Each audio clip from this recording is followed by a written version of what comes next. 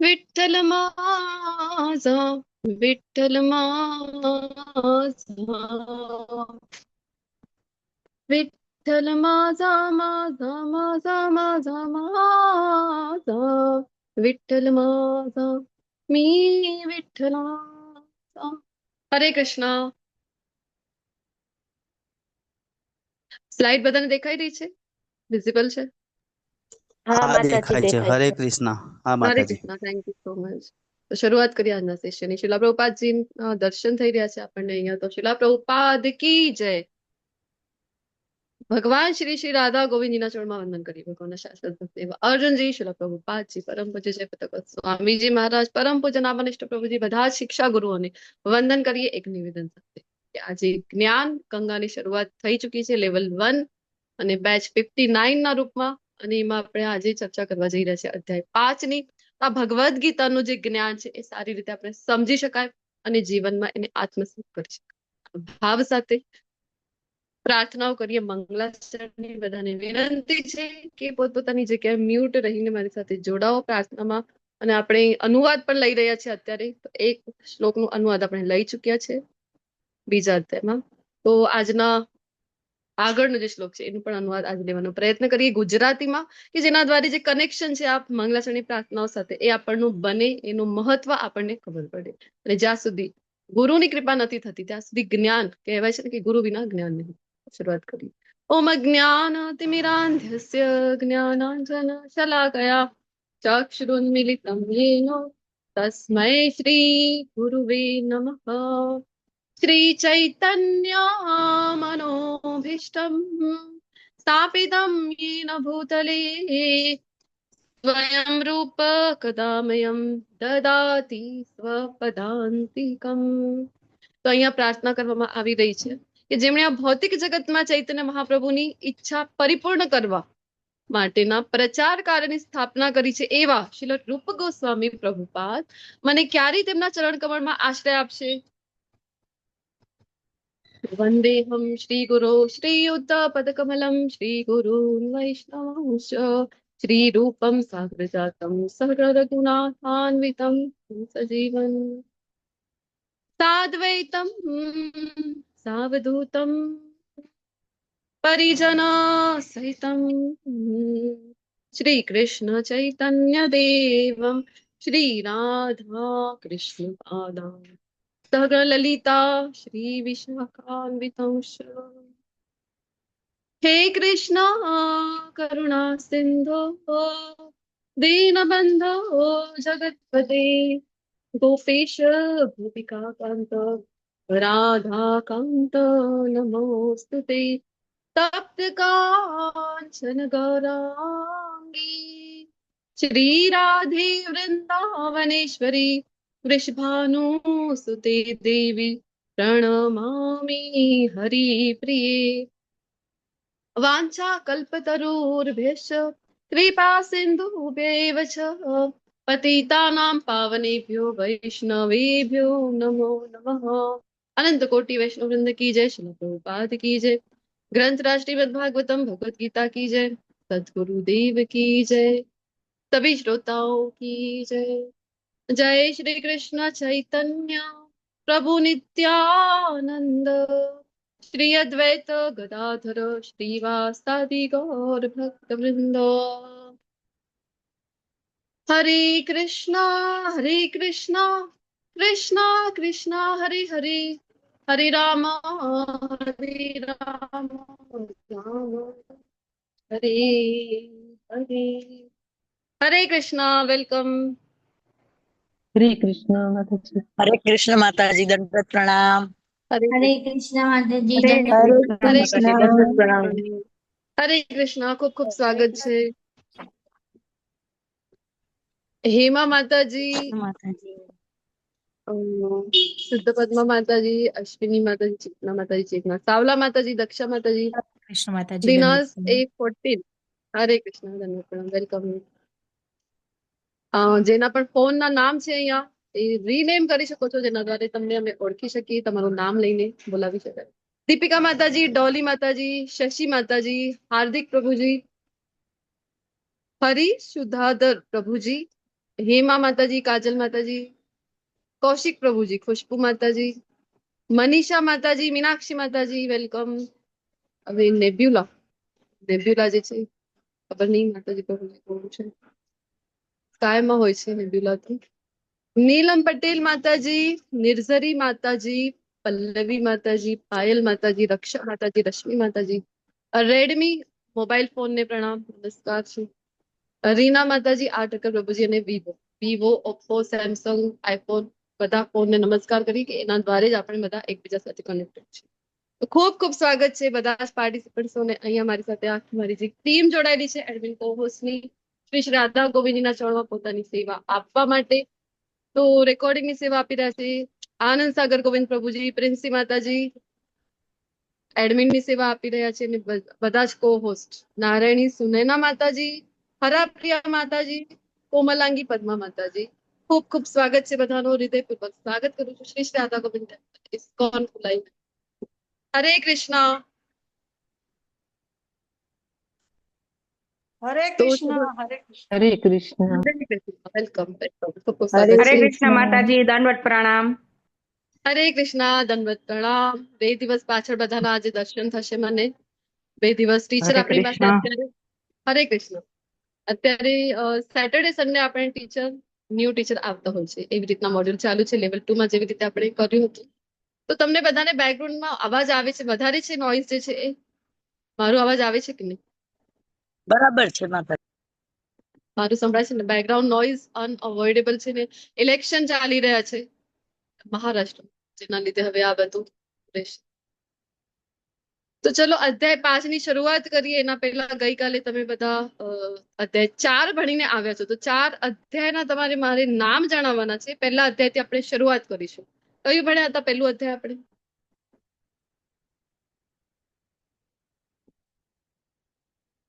Arjun વિષાદ.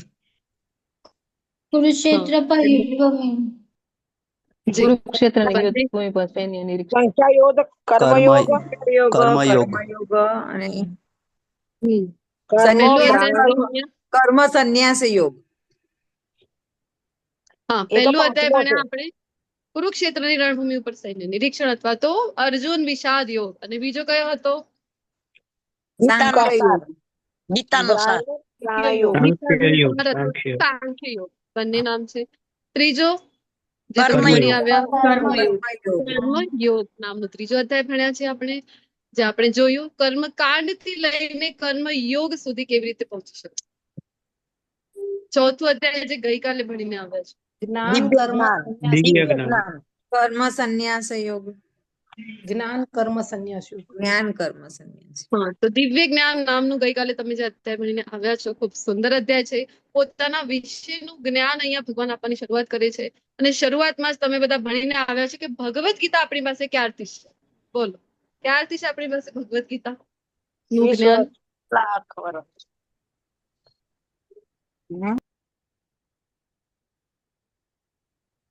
12 lakh above yes. હરે કૃષ્ણ. 20 લાખ વર્ષથી આપણી પાસે ત્રેતા યુગ આપણે જોયું ને કે એવમ પરંપરા પ્રાપ્તિ એવમ રાજર્ષિઓ વિદુર. 20 લાખ. અવાજ બહુ આવે છે બેકગ્રાઉન્ડમાં. હરે કૃષ્ણ. મારું સંભળાય છે કે નહીં એટલું મને જણાવો. ક્લિયર સંભળાય છે. અવાજ મારું ક્લિયર ધીમો આવે છે, ધીમો. હા સંભળાય છે માતાજી, ચોખ્ખું, તમારું તો ધીમો અવાજ ક્લિયર આવે છે. અવાજ. હવે ઇલેક્શનની રેલી નજીક આવી ગઈ છે, ડિસ્ટર્બ થઈ ગયું છે. ચલો ટ્રાય કરીએ આપણે 5 મિનિટ રિવિઝન લેવાનું ટ્રાય કરીએ, ત્યાં સુધી કદાચ ઓછું થઈ જાય.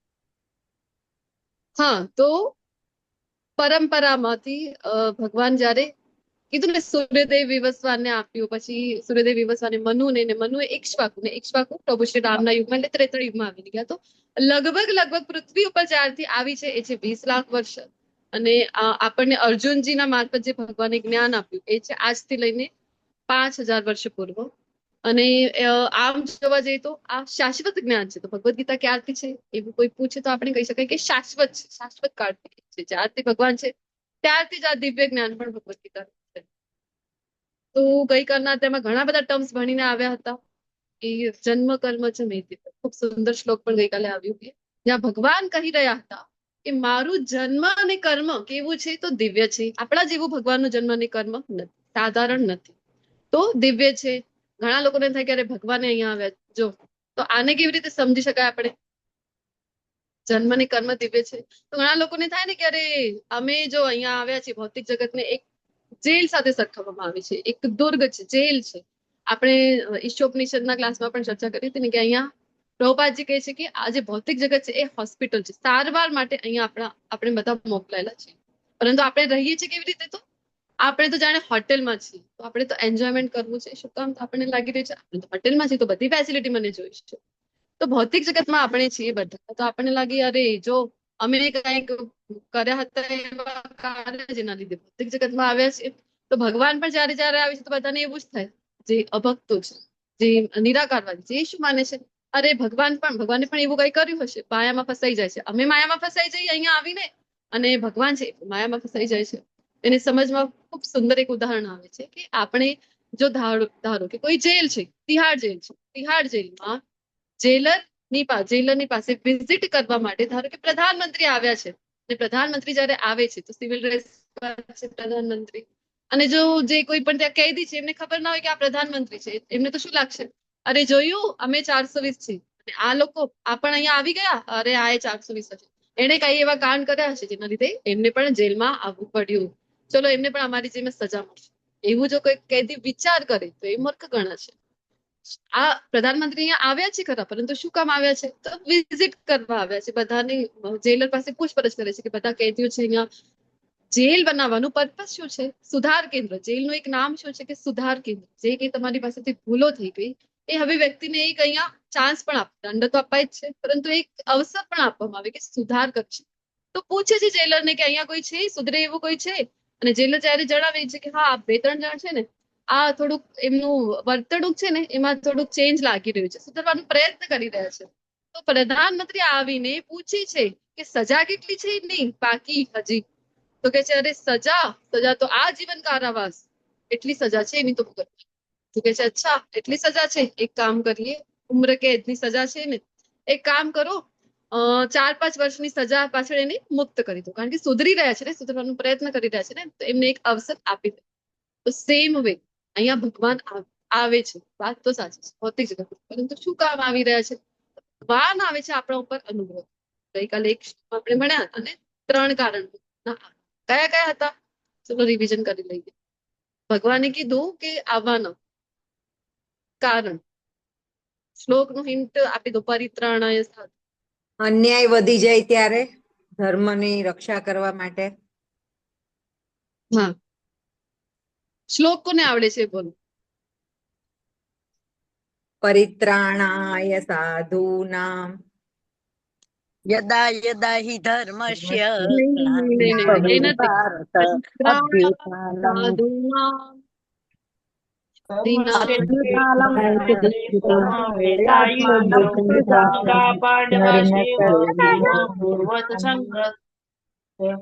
અધ્યાય 1 પહેલો શ્લોક. ગત્સંગસ્ય મુક્તસ્ય જ્ઞાનન્વેવ સિતચ્ચરા મમકા પાંડવા કેશવ કિમ કુર્વન્તિ. તો પરિત્રાણાય સાધૂનાં વિનાશાય ચ દુષ્કૃતામ ધર્મ સંસ્થાપનાર્થાય સંભવામિ યુગે યુગે. 3 કારણ ભગવાન બતાવે છે પોતાના અવતરણના. આ 3 માંથી ગઈકાલે ચર્ચા કરી હશે તમે. કયું મુખ્ય કારણ છે જેના લીધે ભગવાન આવે છે? આમ તો 3 કારણ કીધા કે ધર્મના સંસ્થાપનોની પુનઃસ્થાપના કરવા, જે દુષ્ટો છે એમનો નાશ કરવા, અને એક હતું પરિત્રાણાય સાધુ, તો ભક્તોનો ઉદ્ધાર કરવા માટે. કયું મુખ્ય કારણ છે બોલો તો આવવાનું ભગવાન? ભક્તોનો ઉદ્ધાર કરવાને આપણને લેવા માટે આવે છે, આ દુખાલયમાંથી બચાવવા માટે. હરે કૃષ્ણ. હરે કૃષ્ણ. ખૂબ ખૂબ ધન્યવાદ. ભગવાન 3 કારણ બતાવી રહ્યા છે, પરંતુ મુખ્ય કારણ અને એકમાત્ર કારણ ભગવાનનું આવવાનું, અવતરણ લેવાનું આ જ છે. કારણ કે ભગવાન ભક્ત વત્સલ છે ને ભગવાન અનુગ્રહ. ભગવાન ભક્તો પર અનુગ્રહ કરે છે, તો ભક્તોનો ઉદ્ધાર કરવા માટે ભગવાન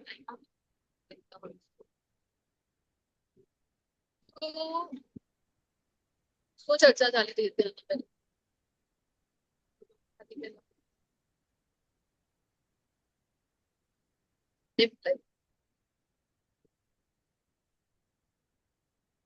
તમે બધા તો સાંભળી રહ્યા છો ને, છે કે નહીં ક્લાસ? હરે કૃષ્ણ. હરે ભગવાન અવાજ બોલો બોલો. કપાઈને યાદ આવી રહ્યું છે. હા, વોઇસ કટ થાય છે મારું? હા બધાને કટ થઈ રહ્યું છે? હા મને માતાજી વોઇસ કટ થાય છે માતાજી. ઓકે. હા, હરે કૃષ્ણ કૃષ્ણ કૃષ્ણ હરે હરે હરે રામ હરે રામ. આવે છે હવે? હા માતાજી. કન્ટિન્યુ. હા હા માતાજી આવે છે. જી જી. તો આપણે ચર્ચા કરી રહ્યા હતા કે જન્મ કર્મ છે મેદિનો, ભગવાન જે ગઈકાલે કીધું હતું. તો આપણા જેવું ભગવાનનું જન્મની કર્મ છે. ભગવાન અહીંયા આવે છે ભક્તો પર અનુગ્રહ કરવા. તો ભગવાન માયાદેવીને પૂછે છે કે અહીંયા બધા આવ્યા છે સજા ભોગવવા માટે, કારણ કે ભૌતિક જગત સજા ભોગવવા માટેની છે. તો અહીંયા કોઈ છે સુધરે એવું છે? કોઈ પ્રયત્ન કરે છે? મને જાણવાનું કોઈ પ્રયત્ન કરી રહ્યો છે ખરો? તો માયાદેવી એને કહે, ભગવાનને કહે છે કે હા હા છે ને, 54 જણા છે ક્લાસમાં, બધા સુધરવા માટેનો પ્રયત્ન કરી રહ્યા છે. ભગવાન તમને જાણવાનો પ્રયત્ન કરી રહ્યા છે. તો ભગવાન શું કહે છે? અચ્છા, મને જાણવાનો પ્રયત્ન કરી રહ્યા છે, મને પ્રેમ કરે છે, તો ચલો સજા કેટલી છે એમની? તો માયાદેવી કે અરે અનેક જન્મ બાકી છે એમના, તો કરોડો જન્મ બાકી છે કે જેના લીધે એમના પાપ કર્મો ભોગવવા પડે. પણ ભગવાન ખૂબ કૃપાળુ છે. ભગવાન કહે છે કે ચલો આ જ જન્મની પાછળ એમને મુક્તિ અપાવી દો, કારણ કે મને જાણવાનો પ્રયત્ન કર્યો ને. તો ગઈકાલના શ્લોકમાં એ જ હતું, જન્મ કર્મ ચ મે દિવ્યમ એવં યો વેતિ તત્વત ત્યક્ત્વા દેહ પુનર્જન્મ તો લાભ શું હતો જાણવાનું કે મારું જન્મ અને કર્મ દિવ્ય છે? તો લાભ એ છે કે આ દેહનો ત્યાગ કર્યા પછી એ વ્યક્તિને પણ, કોને કે જે જાણી જાય છે કે ભગવાનનો જન્મ કર્મ સાધારણ નથી, તો એને પણ ફરીથી પુનર્જન્મ થશે. એને એટલી ગેરંટી જે છે ભગવાન એ શ્લોકમાં આપણને આપી રહ્યા છે. ખૂબ સુંદર, ખૂબ મજાનું શ્લોક ગઈકાલના અધ્યાયનું હતું. અને આવા મુખ્ય મુખ્ય શ્લોકો જે કંઈ પણ છે તો બધાને હું વિનંતી કરીશ કે અવશ્ય એને કંઠસ્થ કરવાનો પ્રયત્ન કરજો. તો ઘણું બધું ગઈકાલના અધ્યાયમાં દિવ્ય જ્ઞાન આપણે ભણીને આવ્યા છીએ. ભગવાને ગુરુ શિષ્ય પરંપરાનું જે મહત્વ છે શરૂઆત જ એનાથી કરી, અને પછી ગુરુનું જે મહત્વ છે 4.34 એ ત્યાં પણ આપણને સમજાવ્યું હતું કે સદગુરુના શરણે જા, અર્જુનજીને કીધું ને. તો આજના અધ્યાયની શરૂઆત કરીએ. દિવ્ય જ્ઞાન મળી ગયું અને હવે ફરીથી એક અધ્યાય આવી રહ્યું છે 5મા નામનું, ને જેનું નામ ફરીથી છે કર્મ યોગ. પરંતુ આ અધ્યાયનું નામ શું છે? આગળ કર્મયોગ તો છે, પરંતુ કૃષ્ણ ભાવનાયુક્ત કર્મ શિલા પ્રભુપાદજીને નામ આપી રહ્યા છે. તો જોઈશું આજના અધ્યાયની ઝાંખી આપણી સમક્ષ છે કે જે 4 વિભાગોમાં વિભક્ત કરવામાં આવેલી છે. તો અર્જુનજીના પ્રશ્ન સાથે શરૂઆત થાય છે 5મા અધ્યાય.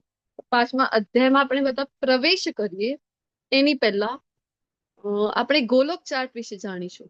ગોલોક ચાર્ટ ભણી લઈએ એટલે કે આજના અધ્યાયનો જે કન્ક્લુડિંગ શ્લોક છે એને સમજવામાં આપણને ઈઝી પડશે. 5.29. તો હરે કૃષ્ણ પ્રભુજી.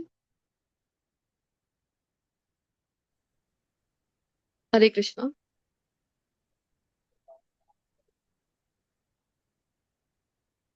આનંદ સાગર પ્રભુજી હરે કૃષ્ણ.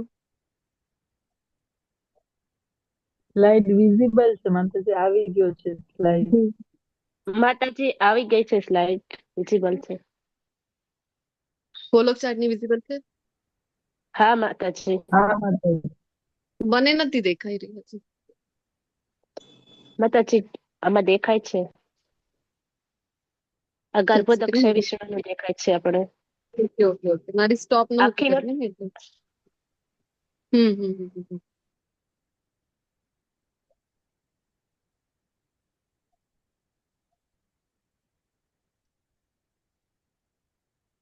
તો તમને બધાને યાત્રામાં હું લઈ જઈ રહી છું. તો બધાને વિનંતી છે જ્યારે જ્યારે યાત્રામાં જતા હોય ત્યારે સૂચના આપવામાં આવે છે ને, તો બધાને અહીંયા પણ એક સૂચના આપવામાં આવી રહી છે કે પોતપોતાના સીટ બેલ્ટ છે એ ટાઈટ બાંધી લો. શું કામ? કારણ કે હવે આ જે ફ્લાઇટ છે તમારી એ ઉડાન ભરવા માટે તૈયાર છે. ક્યાં ઉડાન ભરવાની છે? તો ઘેર બેઠા બેઠા વર્ચ્યુઅલી તમને ઉડાન ભરાવીને લઈ જવાનું છે. ક્યાં લઈ જવાના છે? તો છેક ભગવાનનું જે શાશ્વત ધામ છે ને, આપણા બધાનું જે પરમનન્ટ એડ્રેસ છે ત્યાં, એટલે કે ગોલોક વૃંદાવન ધામ. તો મને તો હજી નથી દેખાઈ રહ્યો. તમને બધાને દેખાઈ રહી છે સ્લાઇડ? હા માતા હા માતાજી હા દેખાય છે. માતાજી દેખાય છે. પ્રભુજી હા માતાજી પણ સ્ટોપ દેખ- કરીને ફરી આખી તમે નથી શેર કરી દેજો. દેખાતી માતાજી, જી જી જી, મને આખી તો નથી કાંઈ નથી દેખાતી. દેખાતું. હા, તો આપણા બધાનું જે પરમનન્ટ એડ્રેસ છે એ છે ગોલોક વૃંદાવન ધામ. એને આપણે સમજીશું. તમને જો વિઝિબલ થાય તો મને કહેજો તો મને ખબર પડે. હા, હા હવે મને visible વિઝિબલ તો છે screen. હા જી.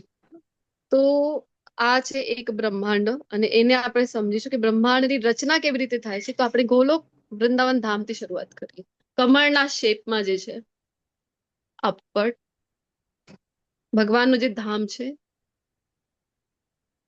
જ્યાં ભગવાન મૂળ રૂપમાં વિરાજમાન છે. અહીંયા ભગવાન આવે છે પણ લીલા કરવા.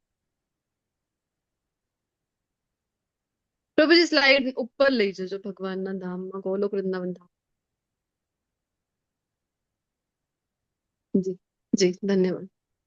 તો કમળના શેપમાં જે છે દેખાઈ રહ્યું છે બધાને સરસ મજાનું ગુલાબી રંગનું, એ છે ભગવાનનું નિજ ધામ. એનું નામ છે ગોલોક વૃંદાવન ધામ અને આપણા બધાનું પણ આ જ એડ્રેસ છે. તો ભગવાન સૌથી પ્રથમ આવે છે અને ભગવાન તો શાશ્વત છે. અને ભગવાન જ્યારે વિસ્તાર કરે છે, સૃષ્ટિની રચના કેવી રીતે થાય છે, શ્રીમદ ભાગવતમ મેઇન એનો આધાર છે, બેઝ છે.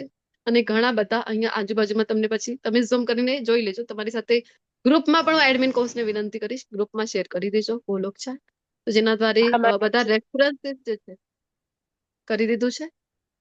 ઓકે, તો રેફરન્સ જે છે કે ક્યાંથી હવે કોઈને થાય કે અરે આ ગોલોક ચાર્ટ ને બધું ક્યાંથી કઈ નવું નવું સાંભળી રહ્યા છે, અમે તો ક્યાંથી લઈ આવ્યા છો.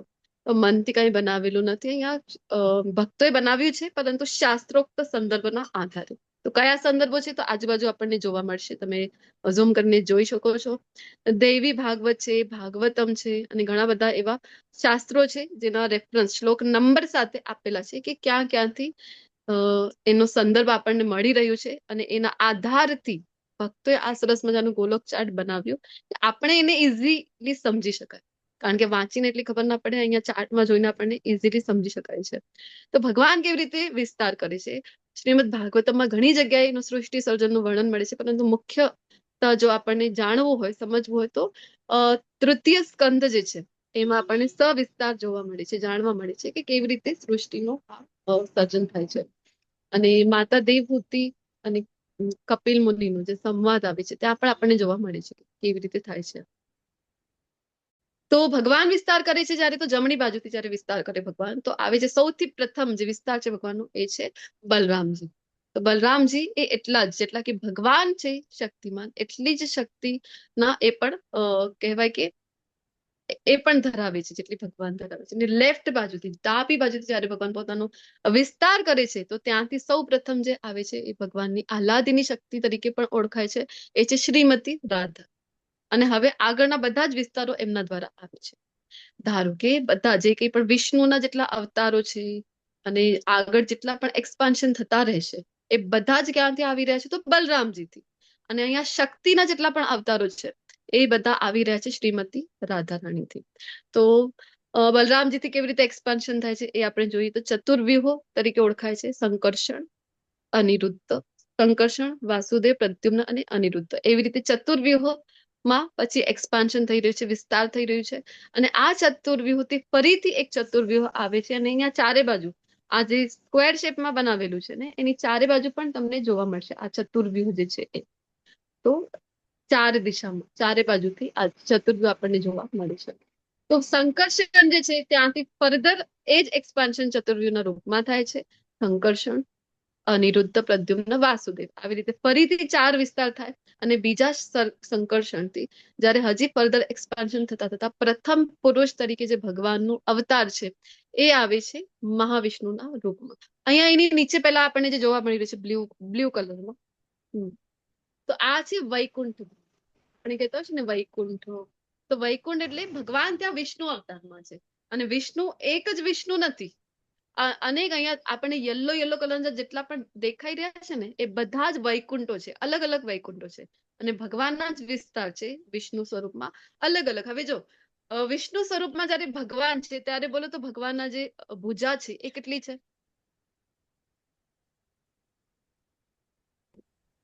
ચાર કૃષ્ણ સ્વરૂપમાં જ્યારે ભગવાન છે ત્યારે હરે દ્વિભુજ છે કૃષ્ણ ને, ચાર તો ચાર વિષ્ણુ રૂપમાં છે ત્યારે હા ચતુર્ભુજ સ્વરૂપ છે ભગવાનનું, 4 ભુજા છે ભગવાનની.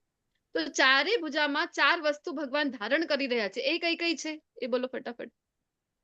શંખ, ચક્ર, ચક્ર ગદા હા, અને શંખ ચક્ર ગદા અને પદ્મ, કમળ. કમળ. પદ્મ જી. તો આ 4 વસ્તુ જે ધારણ કરે છે ભગવાન, તો જેવી રીતે હાથનો આ જે ક્રમ બદલાઈ જાય છે, ધારો કે ઉપરના હાથમાં શંખ છે તો વિષ્ણુનું નામ અહીંયા બદલાઈ જાય છે, કેશવ છે, માધવ છે, અલગ અલગ નામ છે ભગવાનના. આપણે નારાયણ છે, તો એવી રીતે અનેક આપણને વૈકુંઠો દેખાઈ રહ્યા છે જ્યાં ભગવાન ચતુર્ભુજ સ્વરૂપમાં અને ફૂલ ઐશ્વર્ય, સંપૂર્ણ ઐશ્વર્ય સાથે જ્યાં વિરાજમાન છે એ. અને હજી થોડુંક ઇઝીલી સમજવું હોય આપણને તો એવી રીતે સમજી શકાય કે ગોલોક વૃંદાવન ધામમાં ભગવાન જ્યારે છે તો પોતાના ઘરે છે, અને એ જ ભગવાન જ્યારે ઓફિસે જાય તો ઓફિસમાં જ્યારે આવી ગયા છે એટલે કે વિષ્ણુ અવતારમાં છે, તો હવે ઓફિસમાં જ્યારે છે તો પૂરો એમનું ગેટઅપ છે એ ચેન્જ થઈ જાય છે. હવે કહેવાય ને કે બધું અહીંયા ફોર્મલ આવી જાય છે, હવે કેઝ્યુઅલ કઈ રહેતું, બધું ફોર્મલ, એક યુનિફોર્મ છે અહીંયા, પિતાંબર ધારી તો છે જ, કૌસ્તુભમણિ ધારણ કરી રહ્યા છે, વૈજયંતી માલા ધારણ કરે છે, મુકુટો છે, અને અનેક મણિઓથી સુસજ્જિત બધા જ આભૂષણો એ ધારણ કરી રહ્યા છે. તો આવી રીતે ઓફિસમાં એમનું શંખ ચક્ર ગદા પદ્મ બધું જ ઐશ્વર્ય સાથે જ્યારે ભગવાન પોતાને રિપ્રેઝેન્ટ કરી રહ્યા છે, એમની સાથે એમની સેવામાં લક્ષ્મીજી છે, તો આ છે ભગવાનનું ઓફિસ. ધારો કે કોઈ પ્રધાનમંત્રી છે, પ્રધાનમંત્રીને જ્યારે આપણે ઘરે મળવા જઈએ, એક પ્રધાનમંત્રીની ઘટના આવે છે, કયા દેશના છે ભૂલાઈ ગયું મારાથી, તો એમને મીટિંગ કરવા માટે લોકો બધા વેટ કરી રહ્યા હતા કે એમને મળવું છે, ખૂબ ઇમ્પોર્ટન્ટ ડિસ્કશન હતું, તેમને મળવા માટે વેટ કરી રહ્યા હતા, અને કે છે કે બસ 2 મિનિટમાં આવું, 2 મિનિટમાં આવું, અને ઘરે ગયા હતા. એમને ઘરે હતા અને આવી રહ્યા નહોતા મીટિંગ માટે, અને પછી કોઈએ જોયું, કી હોલ હોય છે ઘરમાં, તો એમાંથી કોઈએ જોયું કે કરે છે શું આટલા, કેટલી વારથી બધા વેટ કરી રહ્યા છે.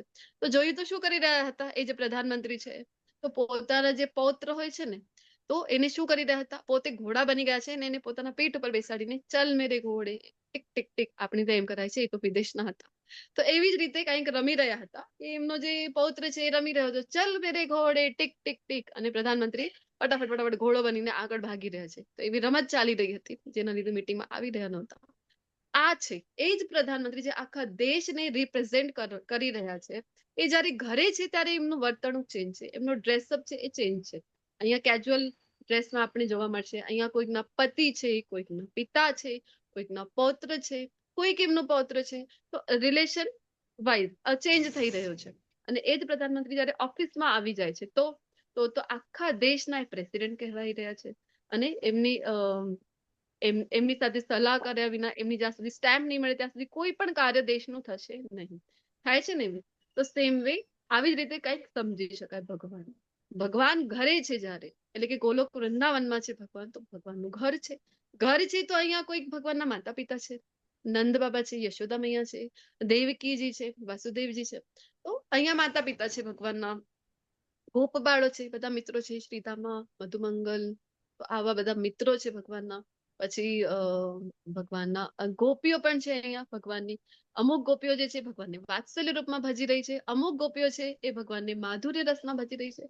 તો બધા જ અહીંયા ભગવાન સાથે મતલબ કે કોઈક ને કોઈક સંબંધમાં જોડાયેલા છે, અને ભગવાનને ખૂબ પ્રેમ, આ જે ભગવાનનું ધામ છે એ કેવું છે, જે ઘર છે એ ઘર પ્રેમથી ચાલે છે ને, તો સેમ ભગવાનનું જે ધામ છે અહીંયા બસ ભગવાન સાથે બધા જ પ્રેમ સાથે કનેક્ટેડ છે, અને ભગવાનની સેવામાં અહીંયા મસ્ત છે. અને ભગવાન પણ આવા ભક્તો સાથે લીલાઓ કરવામાં વ્યસ્ત છે. તો એટલે ભગવાન મૂળ રૂપમાં તો ત્યાં જ વિરાજમાન છે, અને આગળ પછી એમના વિસ્તારો થતા હોય છે. અને હવે ઓફિસ છે આ ભગવાનની, વૈકુંઠ જે છે એ અનેક વૈકુંઠો છે. એક ઘટના પણ આવે છે ને સમજવા માટે કે બ્રહ્માંડો પણ અનેક છે, બ્રહ્માંડની રચના આપણે જોઈશું આગળ. તો એક વખતની ઘટના કે બ્રહ્માજી છે, બ્રહ્માજી ગયા હતા ભગવાનને મળવા, દ્વારિકાધીશને મળવા. શું કામ? અરે હવે તો ખૂબ કંટાળી ગયો છું હું. માનો જો જાય છે ને કોઈ એમ્પ્લોય, ખૂબ કંટાળી જાય કે અરે એટલી એની સરાહના થતી નથી, જેટલો એ કાર્ય કરી રહ્યું છે, જે મુજબનું કામ કરે છે, એટલી કઈ કોઈ અપ્રિસિએશન નથી મળી રહ્યું, કોઈ સરાહના નથી મળી રહી, તો ચલો જઈશું બોસ પાસે, આજ તો થઈ જ જાય, આજ તો ફેસલો થઈ જ જાય, એવા મૂડમાં જતા હોય છે ને એમ્પ્લોય. તો સેમ વે બ્રહ્માજીને થયું, ચલો આજ તો ફેસલા હોઈ જાય. આવા મૂડ સાથે નીકળી ગયા અને મળવા માટે ભગવાનને, અને જ્યાં મળે છે તો દ્વારપાલ આવે છે પેલા પૂછવા માટે શું થયું, તો કે છે કે અરે મળવું છે મારે દ્વારિકાધીશને. કે છે અરે વાત શું છે જણાવો પેલા. તો કહે છે કે ના ના બસ હવે કંટાળી ગયો છું, હું મારું રેઝિગ્નેશન લેટર લઈ આવ્યો છું, ચલો બહુ થઈ ગયું હવે તો, કોઈ મારા કામની સરાહના નહીં. તો કહે છે કે ઠીક છે, ભગવાનને હું તમારો મેસેજ આપી દઉં છું. હરે કૃષ્ણ. તો જતા રહે છે દ્વારપાલ, અને ત્યાંથી ભગવાનનો પણ એક સંદેશો લઈ આવે છે, ને દ્વારપાલ આવીને પૂછે છે બ્રહ્માજીને કે ભગવાને તમારા માટે એક સંદેશો મોકલ્યો છે, પૂછી રહ્યા છે. બ્રહ્માજી કહે છે શું પૂછી રહ્યા છે? તો કે પૂછી રહ્યા છે કે કયા બ્રહ્માજી છો તમે? તો કહે છે કયા બ્રહ્માજી? આ વળી કઈ વાત થઈ? જો એપ્રિસિએશન તો નહોતા કરતા અત્યાર સુધી, એ પણ ઠીક છે, પણ આવું પૂછી રહ્યા છે ડાયરેક્ટ કે કયા બ્રહ્માજી? અરે જણાવી દો એમને જઈને કે આખા સૃષ્ટિનું જે સર્જન કરે છે ને એ બ્રહ્માજી આવ્યા છે. તો દ્વારપાલ ફરીથી છે અને ફરીથી મેસેજ લઈને આવે છે ભગવાનનું, કહે છે અરે અનેક બ્રહ્માજી છે, તમે કયા બ્રહ્માજી છો, કયા બ્રહ્માંડના છો એ જણાવી દો. તો કે છે કમાલ કરો છો તમે તો. કે છે ચલો, ભગવાન બોલાવી રહ્યા છે અંદર. તે જેવા એન્ટર કરે છે, આખું હોલ, સરસ મજાનું હોલ છે, મોટું એવું હોલ છે, અને ત્યાં એમને પેલા બહારથી અવાજ આવી રહી હતી ટન ટન ટન, તો એમને લાગતું તો આ શું વાગી રહ્યું હશે. જેવા અંદર ગયા અને જોઈ રહ્યા છે તો શું કે બધા જ બ્રહ્માંડના બ્રહ્માજી અહીંયા આવ્યા છે, ને બધા જયારે દંડવત પ્રણામ કરી રહ્યા છે ભગવાન સમક્ષ, તો બધાના માથાના જે મુકુટો છે એ જયારે ટાઇલ્સ ઉપર, ફર્શ ઉપર જયારે એ અથડાય છે, તો એના દ્વારા અવાજ આવી રહ્યું હતું ટન ટન ટન, જેમને બહાર સંભળાઈ રહ્યું હતું. અને જયારે જોયું તો બધા જ બ્રહ્માંડના બ્રહ્માજી અલગ અલગ હોય છે. જેવી રીતે આપણા બ્રહ્માંડના બ્રહ્માજી છે એ છે ચતુર્મુખ, તો એવા અલગ અલગ છે, જુદા જુદા છે. કોઈ ગ્રહ ઉપર, કોઈ બ્રહ્માંડ ઉપરના બ્રહ્માજી કેવા છે? તો એ છે કે અષ્ટમુખી પણ હોઈ શકે છે, કોઈ જગ્યાએ 10 મુખી છે, કોઈ જગ્યાએ 20 મુખી છે, તો કોઈ જગ્યાએ 100 મુખના પણ છે. અરે 1000 મુખ બ્રહ્માજીનું પણ વર્ણન શાસ્ત્રોમાં જોવા મળે છે. તો અલગ અલગ બ્રહ્માજી છે કહેવાનો અર્થ છે. તો એવા અલગ અલગ બ્રહ્માજીને જયારે જોયા ત્યારે એમનું તો માથું પહેલા તો કામ ન કર્યું, અરે દિમાગ ખરાબ, આ બધું શું છે? તો ત્યારે જે રેઝિગ્નેશન લેટર લઈ આવ્યા હતા એ તો સંતાડી દીધું અને ભગવાનને દંડવત કરીને ક્ષમાયાચના કરી. તો આ છે ભગવાનનો ઓફિસ, આ જે વૈકુંઠ છે. અને જે આપણે વાત કરી કે ઘરે છે ભગવાન, તો કોઈના પિતા છે, કોઈના પતિ છે, કોઈના સ્વામી છે, તો કોઈના મિત્ર છે, તો કોઈની સંતાન છે. તો અલગ અલગ રસમાં ભગવાનને ભક્તો ભજી રહ્યા છે. પણ ઓફિસમાં જયારે છે અહીંયા, તો એક જ રસ છે. અહીંયા જે કોઈ પણ ભગવાનની સમક્ષ જશે તો એક જ રસ છે.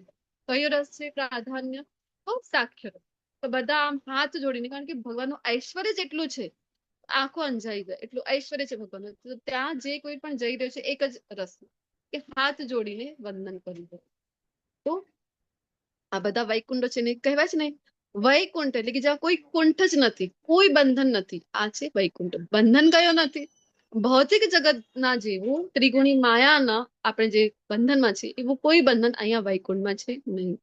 પરંતુ હા, રસ એક જ છે અહીંયા, પ્રાધાન્ય કે દાસ્ય રસમાં. ભગવાન અહીંયા સ્વામી છે ને બધા દાસ્ય રસમાં ભજી રહ્યા છે.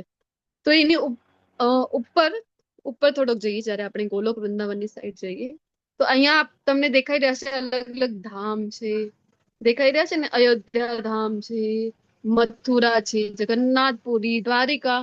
આ બધું વાંચીને આપણે લાગે અરે આ બધા તો અહીંયા છે પૃથ્વીલોક ઉપર, ત્યાં ક્યાંથી આવી ગયા? તો કારણ કે આ જે ભૌતિક જગત છે એ શું છે? 15મા અધ્યાયમાં આપણે ભણીએ છીએ શું છે આ ભૌતિક જગત. ઘણા બધા રિપીટર્સ પણ છે, તો બોલો ભૌતિક જગત શું છે? આધ્યાત્મિક જગતનું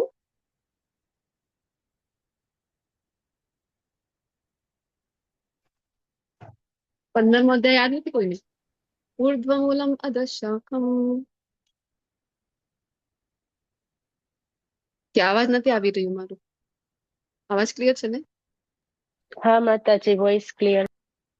જી જી. હરે કૃષ્ણ માતાજી, પરાવર્તન. ક્વેશ્ચન સંભળાણો નહીં માતાજી. અવાજ તમારું ક્લિયર છે ને? આમ ક્લિયર છે કે નહીં? હા હા ક્લિયર છે, બ્રેક નથી થયું? મને ન સંભળાય. ના ના બ્રેક નથી. શું ભૌતિક ક્વેશ્ચન જગત પૂછ્યું શું છે? માતાજી? આધ્યાત્મિક જગત શું? ઉર્ધ્વમૂલ ઈ વાળું માતાજી કયો છો? હા. ઉર્ધ્વમૂલ મદશાખા પ્રસ્થમ પ્રાહુરવ્ય.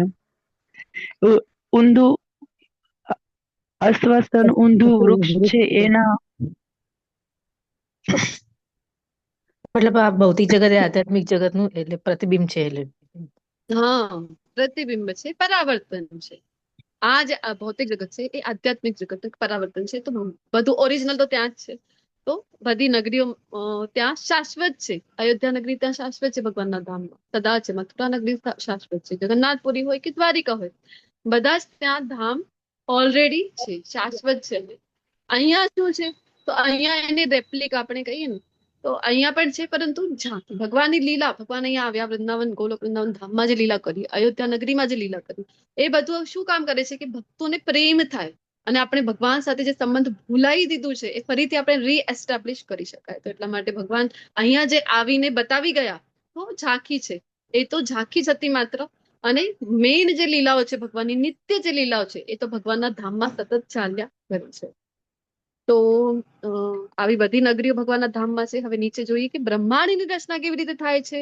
તો ભગવાન પોતાનું વિસ્તાર, જો ગોલોક ચાર્ટને સમજવા માટે આખા 2-3 સેશન 2-2 કલાકના લઈએ તો પણ ઓછું પડે, આવું છે, શોર્ટમાં લેવાનો પ્રયત્ન કરીએ. અહીંયા બ્રહ્મ જ્યોતિર દેખાઈ રહ્યો છે બધાને. બ્લુ લાઈનની ઉપર જે કંઈ છે એ બધું આધ્યાત્મિક વિશ્વ છે, અને નીચે જે કંઈ પણ છે બ્લુ કલરથી, એ બધું જ ભૌતિક જગત છે. તો અહીંયા આપણને નીચે જે છે બ્રહ્મ જ્યોતિર એટલે ભગવાનના દિવ્ય અંગનો જે પ્રકાશ છે એ બ્રહ્મ જ્યોતિર છે, જેના દ્વારા પ્રકાશિત છે આખું આધ્યાત્મિક જગત. અને નીચે આપણે જોઈશું હવે તો મહાવિષ્ણુ અથવા તો કારણોદકશાહી વિષ્ણુ. તો કારણોદકશાહી જે સાગર છે એના ઉપર એ લેટેલા છે, એટલે એમનું નામ છે કારણોદકશાહી વિષ્ણુ. અને એમના દ્વારા એ જયારે દૃષ્ટિપાત કરી રહ્યા છે રમાદેવી ઉપર, પ્રકૃતિ ઉપર, તો પ્રકૃતિ ગર્ભાન્વિત થાય છે. અને આ બધી શક્તિઓ લેવલ 2 માં આપણે એને ડિટેલમાં ભણતા હોય છે. લેવલ 2 માં 7મા અધ્યાયમાં આઈ થિંક લેતા હોય છે સૃષ્ટિના આ જે ગોલોક ચાર્ટના અકોર્ડિંગ કેવી રીતે રચના થાય છે. મહાકાલ જે છે અહીંયા, મહાકાલ પોતાની જે કાલ શક્તિ છે એ કેવી રીતે એક્ટિવેટ કરે છે, મહત્તત્વને એક્ટિવેટ કરવા માટે કેવી રીતે યુઝ કરે છે મહાકાલ પોતાની કાલવાળી શક્તિ. અને માયાદેવીના સંપર્કમાં આવીને પ્રકૃતિ સાથે મળીને અને પછી કેવી રીતે શિવ અને શક્તિના મિલન દ્વારા આખા સૃષ્ટિની રચના થાય અને બ્રહ્માંડની રચના થાય છે. તો એક બ્રહ્માંડની રચના જોઈએ આપણે. હવે જ્યારે બ્રહ્માંડની રચના થઈ રહી છે તો એક બ્રહ્માંડને સમજીશું. આમ તો જો અહીંયા ગોલ્ડન કલરના અનેક આપણને બબલ્સ દેખાઈ રહ્યા છે ને ઉપર, મહાવિષ્ણુના જે શ્વાસ જ્યારે બહાર કાઢે છે મહાવિષ્ણુ, તો અનેક બ્રહ્માંડો ત્યાંથી બહાર નીકળી રહ્યા છે. બબલ્સ જેવા, નાના બાળકો હોય ને બબલ્સ ફુલાવતા હોય છે મેળામાંથી લઈ આવીને, તો એવા બબલ્સની જેમ આપણને દેખાઈ રહ્યા છે ગોલ્ડન બોલ જેવા. આ બધા બ્રહ્માંડો છે, અને અસંખ્ય બ્રહ્માંડો. કેટલા બ્રહ્માંડો? તો જેટલા રોમકૂપો છે ભગવાનના એટલા બ્રહ્માંડો છે, એટલે કે ગણતરી કરી ના શકાય. જ્યારે શ્વાસ ઉચ્છ્વાસ કરે છે, એક્સહેલ કરે છે, ત્યારે બધા બ્રહ્માંડ પ્રકટ થાય. જ્યારે ઇન્હેલ કરી લે છે, શ્વાસ અંદર ખેંચી લે, તો બધા એમની અંદર સમાવિષ્ટ થઈ જાય છે. એક બ્રહ્માંડની રચના જોઈએ તો બધાની આઈડિયા આવી જાય. એક બ્રહ્માંડના 7 અહીંયા કવરિંગ દેખાઈ રહ્યા છે આપણને. અને એની અંદર હવે કેવી રીતે થાય છે, તો વિષ્ણુ જે અહીંયા કારણોદકશાહી વિષ્ણુ પહેલા વિષ્ણુ થયા, 3 વિષ્ણુને સમજીએ તો બ્રહ્માંડની રચના સમજવું ઈઝી પડી જાય છે. તો હવે બીજા વિષ્ણુ એટલે કે ગર્ભોદકશાહી વિષ્ણુના રૂપમાં ભગવાન જ્યારે અહીંયા એન્ટર કરે છે એક બ્રહ્માંડમાં અને પોતાના પ્રસ્વેદથી આ અડધું જે બ્રહ્માંડ છે એને ભરી દે છે, તો એક સાગર જેવું બની જાય. એને કહેવાય છે ગર્ભોદક સાગર. અને એના ઉપર શેષનાગની શૈયા ઉપર લેટેલા છે ગર્ભોદકશાહી વિષ્ણુ. અને એમની જે સેવા છે એ કરી રહ્યા છે અહીંયા લક્ષ્મીજી. અને એમના નાભી કમળથી પ્રકટ થઈ રહ્યા છે બ્રહ્માજી. અને બ્રહ્માજી જયારે પ્રકટ થયા છે, તો બ્રહ્માજી જયારે પ્રકટ થયા તો ભાગવતમાં ખૂબ સુંદર આવે છે. એમને ખબર નહોતી પડતી કે શું ક્યાંથી આવ્યો છું ને શોધવા માટે આ કમળની નાળમાં જાય છે ને ઊંડે સુધી જઈને કાંઈક એમને ઓર કયો છે ને છોર કયો છે કાંઈ ખબર નથી પડતી.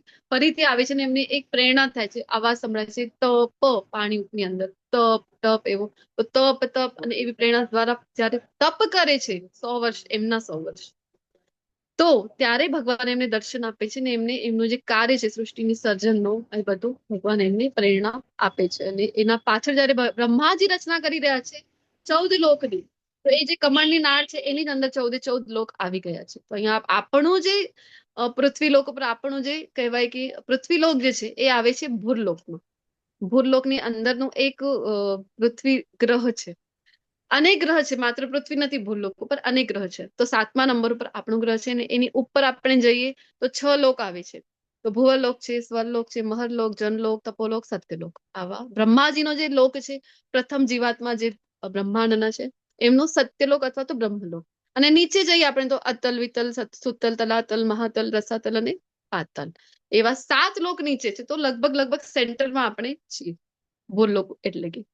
અને એની પણ નીચે જઈએ 14 લોકની નીચે જ્યારે જઈએ તો નરક લોક એટલે કે 28 જાતના નરકની વ્યવસ્થા ત્યાં કરેલી છે. જે મુજબના કર્મો આપણા હશે એ ભોગવવા માટે નરક લોકની પણ વ્યવસ્થા કરેલી છે ભગવાન દ્વારા. એને સમજવા માટે એનું વર્ણન ગરુડ પુરાણમાં ખૂબ ખતરનાક જોરદાર વર્ણન આપણને મળે છે. તો હવે 14 લોકની રચના જ્યારે કરી રહ્યા છે બ્રહ્માજી, અને આપણે છીએ અહીંયા ભૂલોકની ઉપર એક પૃથ્વી ગ્રહ ઉપર. તો આપણે આપણા આજુબાજુના જે ગ્રહ છે એને પણ આપણા સાયન્સની દૃષ્ટિથી કહો અથવા આપણી ભૌતિક દૃષ્ટિથી સમજવાની જે સામર્થ્ય છે એના દ્વારા આજુબાજુના ગ્રહોને પણ સારી રીતે સમજી શક્યા નહીં. તો વિચાર કરો, એક લોકને પાર કરીને બીજા લોકમાં પ્રવેશ કરવું તો દૂર જ છે હજી આપણા માટે, અને એમાં પણ એક બ્રહ્માંડને પાર કરીને બીજા બ્રહ્માંડ સુધી જવું અથવા તો આખા ભૌતિક જગતને પાર કરીને આધ્યાત્મિક જગતમાં પ્રવેશ કરવું પોતાના સામર્થ્ય દ્વારા, એ તો વિચાર જ કરી ના શકાય એવી વાત છે.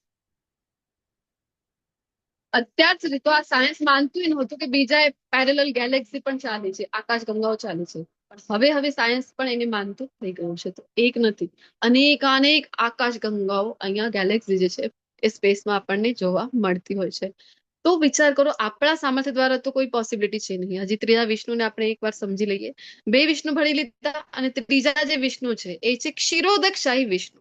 જે આપણે કહીએ ને પછી ક્ષીરોદકશાહી વિષ્ણુ ક્યાં પ્રવેશે છે? તો બ્રહ્માજી જયારે 14 લોકમાં 84 લાખ યોનિઓને ગોઠવી દે છે એમના કર્મ મુજબ, તો દરેક જીવના અંદર, દરેક જીવ કોઈ પણ યોનિનો હોય, એ બધાના હૃદયમાં પરમાત્મા સ્વરૂપે જયારે પ્રવેશ કરે છે વિષ્ણુ, તો એ છે ક્ષીરોદકશાહી વિષ્ણુ.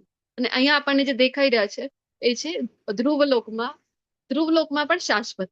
ધ્રુવલોક તમને બધાને ખ્યાલ છે ને, પ્રહલાદ મહારાજ, ધ્રુવ મહારાજને જયારે વરદાન આપ્યું ભગવાને, તો એક એવો લોક કે બ્રહ્માંડની બાજુમાં અહીંયા દેખાવામાં આવ્યું છે, પણ જેમ બ્રહ્માંડનો નાશ થાય છે પણ ધ્રુવલોકનો ક્યારે પણ નાશ થતું નથી. આ શાશ્વત જ રહે છે. અને ભગવાનને જયારે પ્રાર્થના કરી હતી કે તમે પણ મારી સાથે રહો, ધ્રુવ મહારાજે, ભગવાને એમને વચન આપ્યું ને એમની સાથે ક્ષીરોદકશાહી વિષ્ણુના રૂપમાં ભગવાન સદા ત્યાં વિરાજમાન છે. એ દરેક જીવના હૃદયમાં પણ, દરેક જીવાત્માના અંદર હૃદયમાં પરમાત્મા સ્વરૂપે એમની સાથે ક્ષીરોદકશાહી વિષ્ણુના રૂપમાં. કહેવાય છે કે કણ કણમાં ભગવાન છે. તો એ કયા ભગવાન? તો ક્ષીરોદકશાહી વિષ્ણુ. તો વિચાર કરો, આપણે આપણા સામર્થ્યથી એક લોકને પાર કરીને બીજા લોક સુધી હજી સુધી નથી પહોંચી શક્યા. તો એક બ્રહ્માંડો, એક ભૌતિક જગતને પાર કરીને આધ્યાત્મિક જગતમાં આપણે આપણા સામર્થ્ય દ્વારા જવાનું તો ભૂલી જ જવાય. હા, પણ એક સરળ રસ્તો છે આપણી પાસે. કયું સરળ રસ્તો છે? તો આપણને જયારે આપણે સમુદ્રમાં ડૂબી જઈએ તો કોઈ બહાર હોય તો બહારથી ખેંચવા માટે પ્રયત્ન કરે તો એ કાઢી શકે. તો સેમ વે, જે આ સાગરમાં ફસાયેલા નથી. કોણ નથી ફસાયેલા? તો જે ગુરુજન છે, જે આચાર્યો છે, એ આવે છે અહીંયા, પણ શું કામ? તો આપણને આપણા બધાનો ઉદ્ધાર કરવા. તો એ જયારે આપણી પાસે દોરડો ફેંકી દે છે, કયો દોરડો ફેંકે છે? તો અહીંયા વ્હાઈટ કલરનું દોરડા જેવું દેખાય છે આપણને, ને એની અંદર કંઈક લખેલું છે. આ દોરડાને પકડી લઈશું ને તો આપણે અવશ્ય ગુરુ કૃપાથી અવશ્ય આ ભૌતિક જગતને પાર કરીને આધ્યાત્મિક જગત સુધી પહોંચી જઈશું. તો શું લખેલું છે આ દોરડામાં? કોઈ વાંચી શકશે? કયું દોરડું છે? હરે કૃષ્ણ, હરે કૃષ્ણ, હરે કૃષ્ણ, હરે કૃષ્ણ કૃષ્ણ કૃષ્ણ હરે હરે, હરે રામ, રામ રામ, હરે રામ, રામ હરે હરે. તો દોરડાને પકડી લેશું તો ગુરુ કૃપાથી આપણે ભગવાનના મૂળ ધામમાં, ગોલોક વૃંદાવન ધામમાં અને ભગવાનની લીલામાં સહભાગી થવાનો અવસર આપણે પણ પ્રાપ્ત અવશ્ય કરી શકીશું. તો આ છે ગોલોક ચાર્ટ, જે આપણે આમ કહેવાય કે મોટો સમજાવવાનો પ્રયત્ન કર્યું મેં. અને એની અંદર ઉપર આપણે જોઈએ સંદર્ભો, ફટાફટ જોઈએ કયા કયા છે. તો સૌથી પહેલા આપણે ગોલોક વૃંદાવન ધામને જો સમજવું હોય ને તો બ્રહ્માજીની ખૂબ સુંદર સ્તુતિઓ છે બ્રહ્મ સંહિતામાં. બ્રહ્મ સંહિતાનો એક શ્લોક આપણી પાસે અહીંયા 5.43 નો શેર કરેલું છે. ગોલોક નામની નિજ ધામની તલેચ તસ્ય દેવી મહેશ હરિધામનુતેષ ધામ સુતેષુ તેષુ તે તે પ્રભાવ નિકાય વિહિતાશ ચયેન ગોવિંદમાદિ પુરુષમ તમ અહમ ભજામી. શું કહે છે કે ગોલોક નામનું એક ધામ છે. અરે ક્યાં આવેલું છે? તો કહે છે દેવી મહેશ, દેવીનો જે દુર્ગા દેવીનો જે ધામ છે એની ઉપર મહેશ એટલે શિવજીનું ધામ છે, અરે એની પણ ઉપર હરિનું ધામ એટલે કે વૈકુંઠ છે, અને એની પણ ઉપર આવેલું છે આ ગોલોક વૃંદાવન નામનું ધામ. તો આ બ્રહ્માજી બ્રહ્મ સંહિતામાં કહી રહ્યા છે. અને એની નીચે તમે જશો તો તમને અનેક રેફરન્સીસ જોવા મળશે. અહીંયા બધી જગ્યાએ ભાગવતમના રેફરન્સ છે. અને અહીંયા મેરુ પર્વત જે છે તે બતાવજો પ્રભુજી, સાઈડમાં, રાઈટ સાઈડમાં. તો 7 મહાદ્વીપ, 7 મહાસાગર, એના વિશે આપણે સાંભળતા હોય છે ને સૃષ્ટિમાં, તો એ અહીંયા આપણને જોવા મળે છે. જો આ સેન્ટરમાં જે છે ને એ મેરુ પર્વત આખા સ્વર્ણનું છે, એનું વર્ણન શાસ્ત્રમાં મળે છે ભાગવતમમાં આપણને. અને એની આજુબાજુ 7 મહાદ્વીપ છે, અને 7 કહેવાય છે કે મહાસાગર, અલગ અલગ મહાસાગરનું વર્ણન છે શાસ્ત્રમાં. દહીંનો છે, પછી કહેવાય મદિરાનું પણ આવે છે, મધનું પણ આવે છે. અલગ અલગ સાગરોનું વર્ણન અહીંયા આપણને જોવા મળે છે શાસ્ત્રોમાં. અને આ મેરુ પર્વતની આજુબાજુ જે છે જંબુદ્વીપ છે, અને એની અંદર એક આપણું કહેવાય કે પૃથ્વીલોક, એની અંદર એનું એક ભાગ છે. અને તમે બધાએ પણ રામાયણ જોઈ હશે, તો ઉત્તર રામાયણમાં તો તમે બધાએ સાંભળ્યું છે ને, લવ કુશ જ્યારે આવે છે ને ભગવાન સમક્ષ, પ્રભુ શ્રી રામ સમક્ષ ગીત સરસ મજાનું ખૂબ વચમાં આવતું હતું. જંબુદ્વીપે ભારત વર્ષે આર્યાવર્તે ભારત ખંડે એક નગરી વિખ્યાત અયોધ્યા નામ કી. તો હમ કથા સુનાતે. તો આ ગીતમાં આવે છે ને જંબુદ્વીપ. તો આ જંબુદ્વીપ છે સૌથી પહેલા, અને અલગ અલગ દ્વીપ મહાદ્વીપ ત્યાં આપણને જોવા મળે છે. તો એવું સરસ મજાનું ગોલોક ચાર્ટ છે, રેફરન્સીસ આપેલા છે, તમે શાંતિથી જોઈ લેજો, વાંચી લેજો. અને આપણે હવે જઈએ આપણા અધ્યાય તરફ પ્રસ્થાન કરીએ. અહીંયા ઘણા બધા રેફરન્સ છે, એટલું સમય આપણી પાસે છે નહીં અત્યારે. ખૂબ ખૂબ ધન્યવાદ આનંદ સાગર પ્રભુજી શેર કરવા બદલ. તો હવે આપણી સ્લાઇડ ઉપર આપણે આવીશું અધ્યાય 5ની.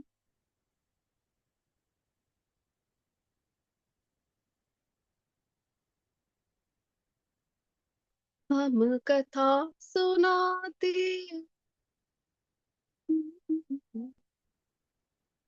राम सकल गुण धाम की, रामायण कथा. અધ્યાય 5 ની શરૂઆત કરીએ. અર્જુનની મૂંઝવણ સાથે શરૂઆત થઈ રહી છે આજના અધ્યાયની. તો અધ્યાય 5 શ્લોક નંબર 1. અર્જુન ઉવાચ સંન્યાસં કર્મણા કૃષ્ણ પુનર્યોગં ચ શંસસि યચ્છ્રેયૈતયોરેકં તન્મે બ્રૂહિ સુનિશ્ચિતમ.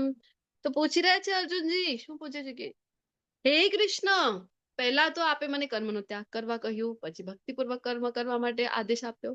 તો હવે કૃપા કરીને નિશ્ચિત રૂપે મને એક કહો કે બંનેમાંથી કયું શ્રેષ્ઠ છે, વધારે કલ્યાણકારી, શ્રેય. તો શ્રેય અને પ્રેય આમ તો બીજા અધ્યાયમાં ભણી ગયા છે, તો ફટાફટ એનો ડિફરન્સ મને જણાવી દો. શ્રેય એટલે શું અને પ્રેય એટલે શું?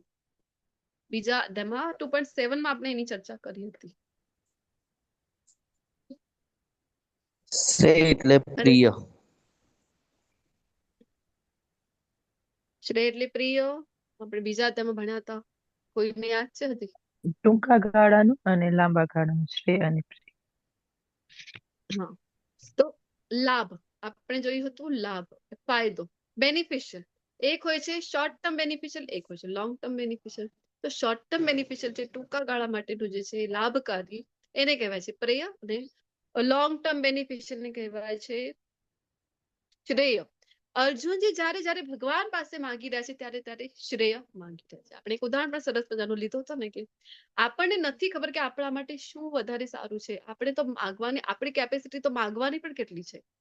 આપણી કહેવાય ને કે ક્ષુલ્લક જ વસ્તુ આપણે માંગીશું, માંગવાની પણ આપણી પાસે કેપેસિટી છે નહીં. આપણને એ પણ નથી ખબર કે શું માંગવું જોઈએ. તો શું કરવું જોઈએ? તો ભગવાનની ઉપર છોડી દો. આપણે એ પણ જોયું હતું કે મેરી ચિંતા તું કરે તેરા ચિંતન મેં. અને ભગવાન ઉપર જયારે છોડી દઈએ છે ને, તો પછી ભગવાન બધું જોઈ લે છે. બાળકો જયારે નાના હોય છે તો અને પોતાની સંભાળ ના રાખતા હોય ત્યાં સુધી માતા પિતા એની સંભાળ સારી રીતે રાખે છે ને. જો બાળકો એવું પ્રેટેન્ડ કરે, એવું બતાવવા લાગે કે ના મને બધું આવડી ગયું, મને બધું સમજાઈ ગયું, તો પછી હવે પેરેન્ટ્સ પર છોડી દે છે એમને, કે પોતાની રીતે ભલે ને કરે. તો આપણે જ્યાં સુધી કૃષ્ણ ઉપર ડિપેન્ડન્સી આપણી નહીં બતાવીએ, કે જ્યાં સુધી હે કૃષ્ણ તમારા સિવાય મારું કાંઈ નહીં થાય, અને તમારે જ કરવાનું છે બધું. નરસિંહ મહેતા કરતા હતા કે નહીં? લેટર ઉપર લખેલું છે જય શ્રી કૃષ્ણ, અરે મારું છે જ નહીં, આ લો તમારું છે. આપણે પણ કૃષ્ણ પર જ્યાં સુધી નહીં છોડીએ ત્યાં સુધી કૃષ્ણ પણ પોતાનો પણ નહીં લે. ગઈકાલે ખૂબ સુંદર એક આવ્યું હતું શ્લોક. યે યથા મામ પ્રપદ્યન્તે નાસ્તથૈવ ભજામ્યહમ. જે ભાવથી જે મને ભજે છે, પ્રેમ કરે છે, ભક્તિ કરે છે, એ જ ભાવ સાથે હું એની સાથે આદાન પ્રદાન કરું છું, રેસિપ્રોકેટ કરું છું. તો ભગવાન ચૈતન્ય છે. આપણે માનીએ છીએ કે ભગવાન આપણી સમક્ષ વિગ્રહ રૂપમાં છે. ઈશોપનિષદમાં અત્યારે જે શ્લોક ચાલે છે આપણું લેવલ 3 માં, આનાથી જ રિલેટેડ છે. આપણે માનીએ છીએ કે ભગવાન વિગ્રહ છે, ચલો તો એ વિગ્રહ જ રહેશે સદા. અને જો આપણે એને ચૈતન્ય માનીશું કે ના, આ તો મારા ગિરધર છે, આ મારા ગોવિંદ છે, આ મારા શ્યામ સુંદર છે, ને આ માનીને કે હું ધ્યાન નહીં રાખું તો કોણ ધ્યાન રાખશે? તો આ માનીને જ્યારે તમે એની સાથે કોઈ સંબંધથી જોડાયેલા છો, ભગવાનને બાલક માની રહ્યા છો, ભગવાનને સ્વામી માની રહ્યા છો, ભગવાનને સખા માની રહ્યા છો, પ્રિયતમ માની રહ્યા છો, તો એ જ ભાવ સાથે તમે પછી જોજો કે ભગવાન પણ આપણી સાથે આદાન પ્રદાન કરી રહ્યા છે. જ્યારે તમે ભગવાનની સેવામાં કોઈક ઓલેડ થઈ ગયું, કંઈક થયું કે જે કારણસર કોઈ કારણસર ના થઈ આજે સેવા, તો તમે જ્યારે ભગવાનના વિગ્રહ સામે જોશો તમને લાગશે કે અરે ભગવાન કર્યા છે, ભૂલી ગયો ને આજે મને.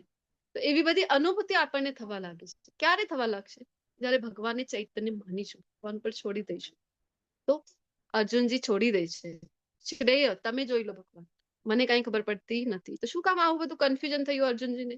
તો અલગ અલગ શ્લોકો અત્યાર સુધીમાં અલગ અલગ અધ્યાય 3-4 અધ્યાય ભણીને આવ્યો, તો અલગ અલગ વાતો જ્યારે થઈ કે શુષ્ક માનસિક અટકળો કરતા ભક્તિમય સેવા શ્રેષ્ઠ છે, બીજા અધ્યાયમાં જ્યારે કીધું, પછી 11 થી 30 શ્લોકમાં હજી કીધું કે આત્માનું જ્ઞાન, આપણે તો આત્મા છીએ, શરીર નથી. તો અર્જુનજીને તો આમે યુદ્ધ નહોતું કરતું, અરે શરીર નથી, આત્મા છે, તો શું કામ યુદ્ધ કરું? પછી કીધું ના, નિયત ફરજ તો કરવી પડે, કર્મણ્યેવાધિકારસ્તે. તો લાગ્યું અચ્છા કર્મ કરવું પડે. પછી કીધું કે ફળદાયી પ્રવૃત્તિઓ રાખીએ, આ કર્મ કરીશ તો મને આ મળશે, તો ફરીથી ફસાવી જઈએ છે. તો લાગ્યું તો શું કામ કરું હું કર્મ? ફરીથી આવું બધું કન્ફ્યુઝન એટલા માટે અર્જુનજીને થઈ રહ્યું છે શ્લોકો મુજબ. પછી જ્યારે ભગવાને આગળના શ્લોકોમાં કીધું 46 થી 53 કે ભક્તિમય સેવા દ્વારા ઉપાધિથી છૂટી શકાય છે, તો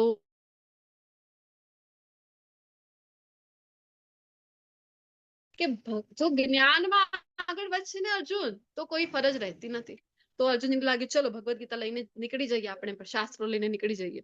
ઓમ આમ બેઠા રહીશું વનમાં જઈને અથવા ગુફામાં જઈને, આ કોઈ નિયત ફરજ યુદ્ધ કરવાની જરૂર નથી. ચોથા અધ્યાયમાં ફરીથી કીધું કે તમામ પ્રકારના ત્યાગ કાર્ય જે છે એ જ્ઞાનમાં પરિણમે છે.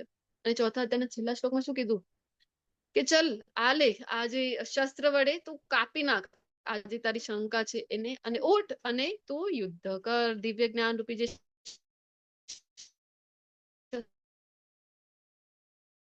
શસ્ત્ર છે એના વડે તારી શંકા રૂપી જે શત્રુ છે એને મારી નાખ, કાપી નાખ, અને તું ફરી ઉઠ અને યુદ્ધ. હવે કન્ફ્યુઝન થઈ રહ્યું છે કે ત્યાગ કરું, બધું છોડીને જતો રહું, કે યુદ્ધ કરું? એ ભગવાન શું કરું હું? કયું સારું છે મારી માટે? કર્મ આમ બેસી જઈશ. સરળ છે ને આ માર્ગ. આમે કોઈ ભક્તિમાં આવે તો શું લાગે છે બીજા લોકોને? અરે કોઈ કામ ધંધો હતો નહીં આને, કોઈ કેપેબિલિટી હતી નહીં, કોઈ ક્વોલિફિકેશન હતું નહીં, એટલે ભક્તિ લઈને બેસી ગયું છે.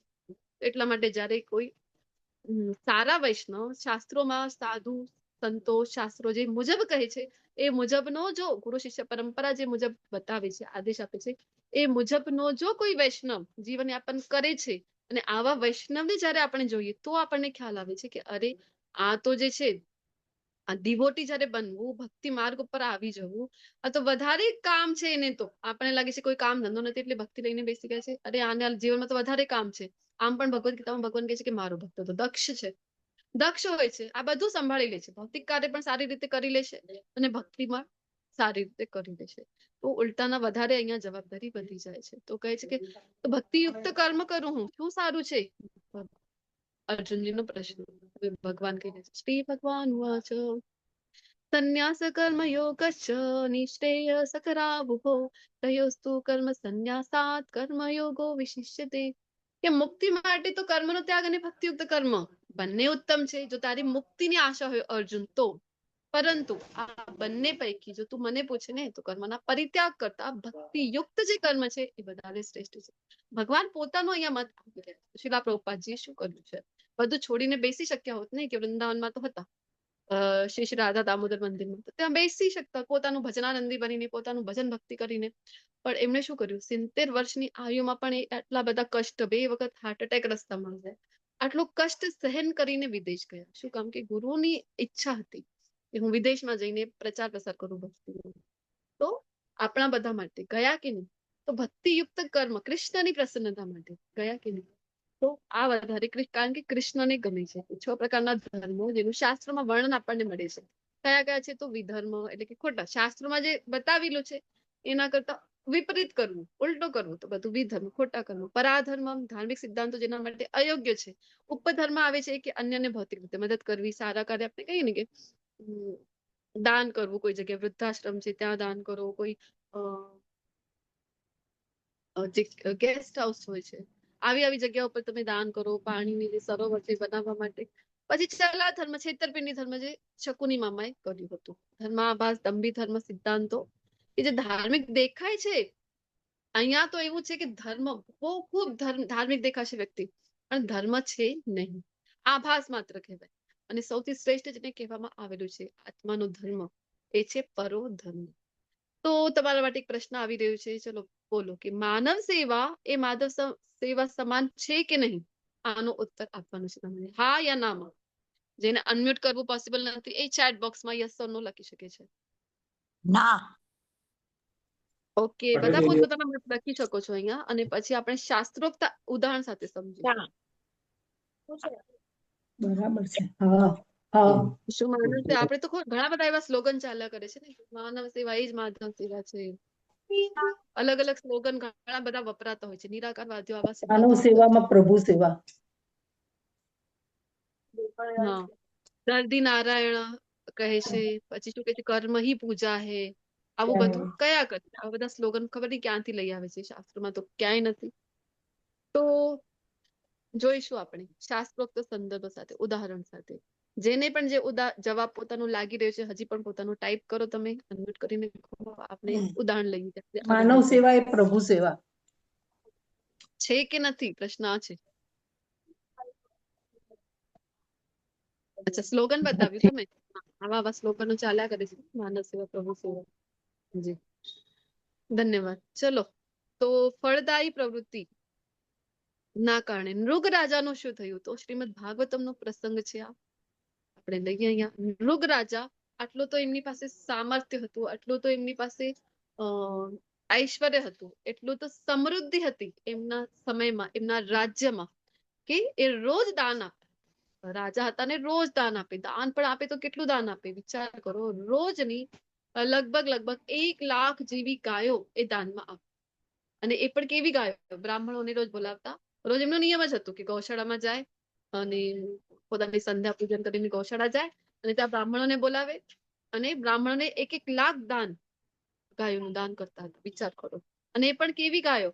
તો રેશમી વસ્ત્રથી સુસજ્જિત છે, ચાંદીની પગની ખરીઓ છે, સરસ મજાના આભૂષણો, સ્વર્ણાકૃત, એમના સ્વર્ણ અલંકૃત એવી ગાયો એ દાનમાં આપતા હતા.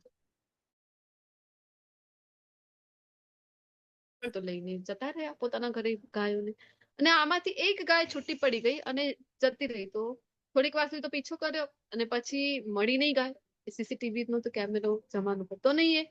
પછી બધાને પૂછતા જાય છે કે આવી કોઈ ગાય આ રસ્તેથી જોઈ? તમે જોઈ? તો પૂછતા પહોંચી ગયા ગૌશાળા. કોઈ એડ્રેસ બતાવી દીધું કે આ બાજુ, આ બાજુ, આ બાજુ. આવું કરતા કરતા છેક ગૌશાળા એ જતી રહી હતી, ગાય જે છે. ને ગૌશાળા જાય છે, જયારે પહોંચે છે ત્યાં સુધી બીજા દિવસની સવાર થઈ ગઈ. અને જયારે બ્રાહ્મણ જોઈ રહ્યા છે તો શું ચાલી રહ્યું છે દ્રશ્ય અહીંયા? તો રાજા આવ્યા છે, ફરીથી અનુષ્ટ સંકલ્પ લઈ રહ્યા છે અને બ્રાહ્મણને દાનમાં 1 લાખ ગાયો બીજા બ્રાહ્મણને આપી રહ્યા છે. અને એ ગાયની અંદર પોતાની જે ગાય હતી ગ્રુપમાં મળી ગઈ, મિક્સ થઈ ગઈ. અને અહીંયા તો સંકલ્પ લઈ લીધો રાજાએ અને ગાય અપાઈ ગઈ બીજા બ્રાહ્મણને.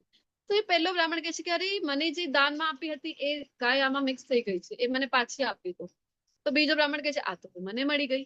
તો શાસ્ત્રો કહે છે કે એકને આપેલું દાન ફરીથી કોઈને જો દાન આપ્યું હોય, એક તો પહેલા તો પાછું લઈ ન શકાય, અને જો બીજાને આપી દીધું છે તો હજી વધારે ગડબડ થઈ ગઈ, હજી વધારે પ્રોબ્લેમ થઈ ગઈ, આ તો સમસ્યા થઈ ગઈ.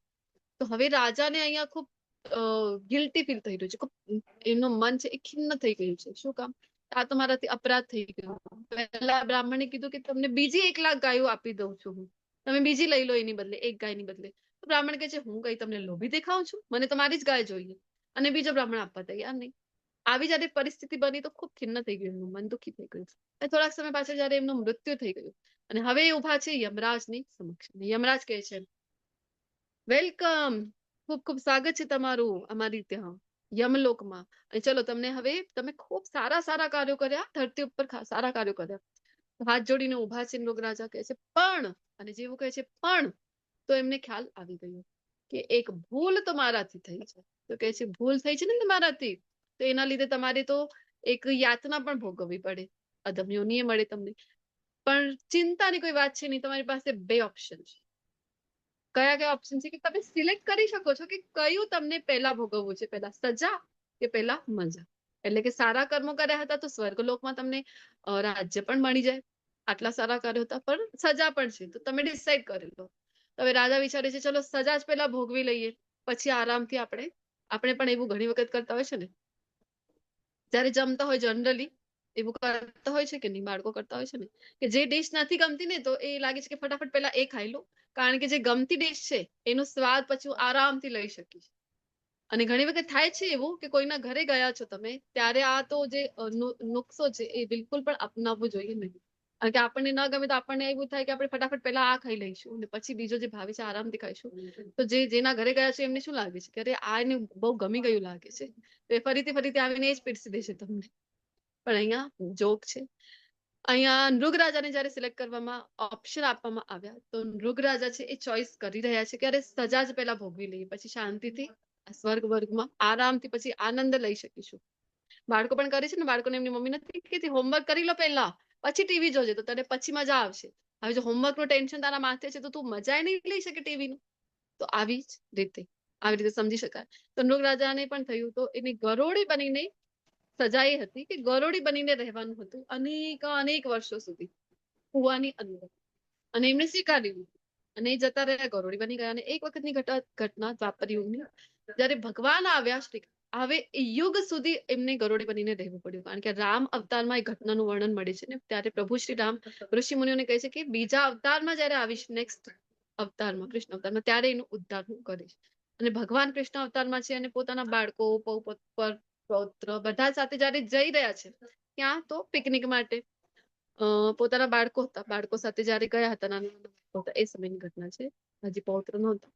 અને એ સમય જયારે જાય છે પિકનિક ઉપર તો બાળકોને તરસ લાગી આવી, બાળકો કહે છે કે પપ્પા પાણી જોઈએ, અને બિસ્લેરીનો તો કોઈ જમાનો નહોતો, એ બિસ્લેરી લઈ લીધી ને તરસ छिपाવી લીધી, એ બધો જમાનો નહોતો. તો એ સમયે કારણ કે નેચરલ રિસોર્સ જે છે પાણીના એટલા શુદ્ધ હતા, તો જાય છે, એમના જે પિતા છે કહે છે કે તો પી લો, કોઈ સામે કૂવો દેખાઈ રહ્યો છે. ત્યાં જયારે બાળકો ગયા તો એમને જોયું કે એની અંદર ગરોળી ફસાઈ ગઈ છે.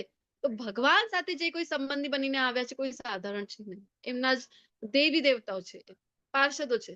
તો બાળકો જે છે એમની અંદર સ્વાભાવિક કરુણા છે અને એ ખૂબ હેલ્પ કરવાની ટ્રાય કરે છે કે એને બહાર નીકાળીએ, વેલ વગેરે ફેંકીને ખેંચવાનો પ્રયત્ન કરે, પણ એમનાથી નીકળી નહીં. પછી પોતાના પિતાજીને બોલાવ્યા કે પિતાશ્રી ચાલો હવે તમે કઈ કરો અહીંયા. તો પપ્પા પણ એમના આવી ગયા, ભગવાન શ્રી કૃષ્ણ. અને જયારે જોઈ છે, અને અહીંયા આપણે જોઈ રહ્યા છે કે હાથ આમ લંબાવી છે અને ગરોળીને જેવું સ્પર્શ કર્યો તો તરત જ ગરોળી રાજામાં પરિવર્તિત થઈ ગઈ. એ સમય પૂછે છે ભગવાન આવું કેમ બન્યું? તો મૃગરાજા કહે છે તમે તો અંતર્યામી છો ભગવાન, બધું જાણો છો, તમે મને પૂછી રહ્યા છો તો કહું છું તમને, આવી એક ભૂલ થઈ જેના કારણે આ ગરોળીનું રૂપ મળ્યું.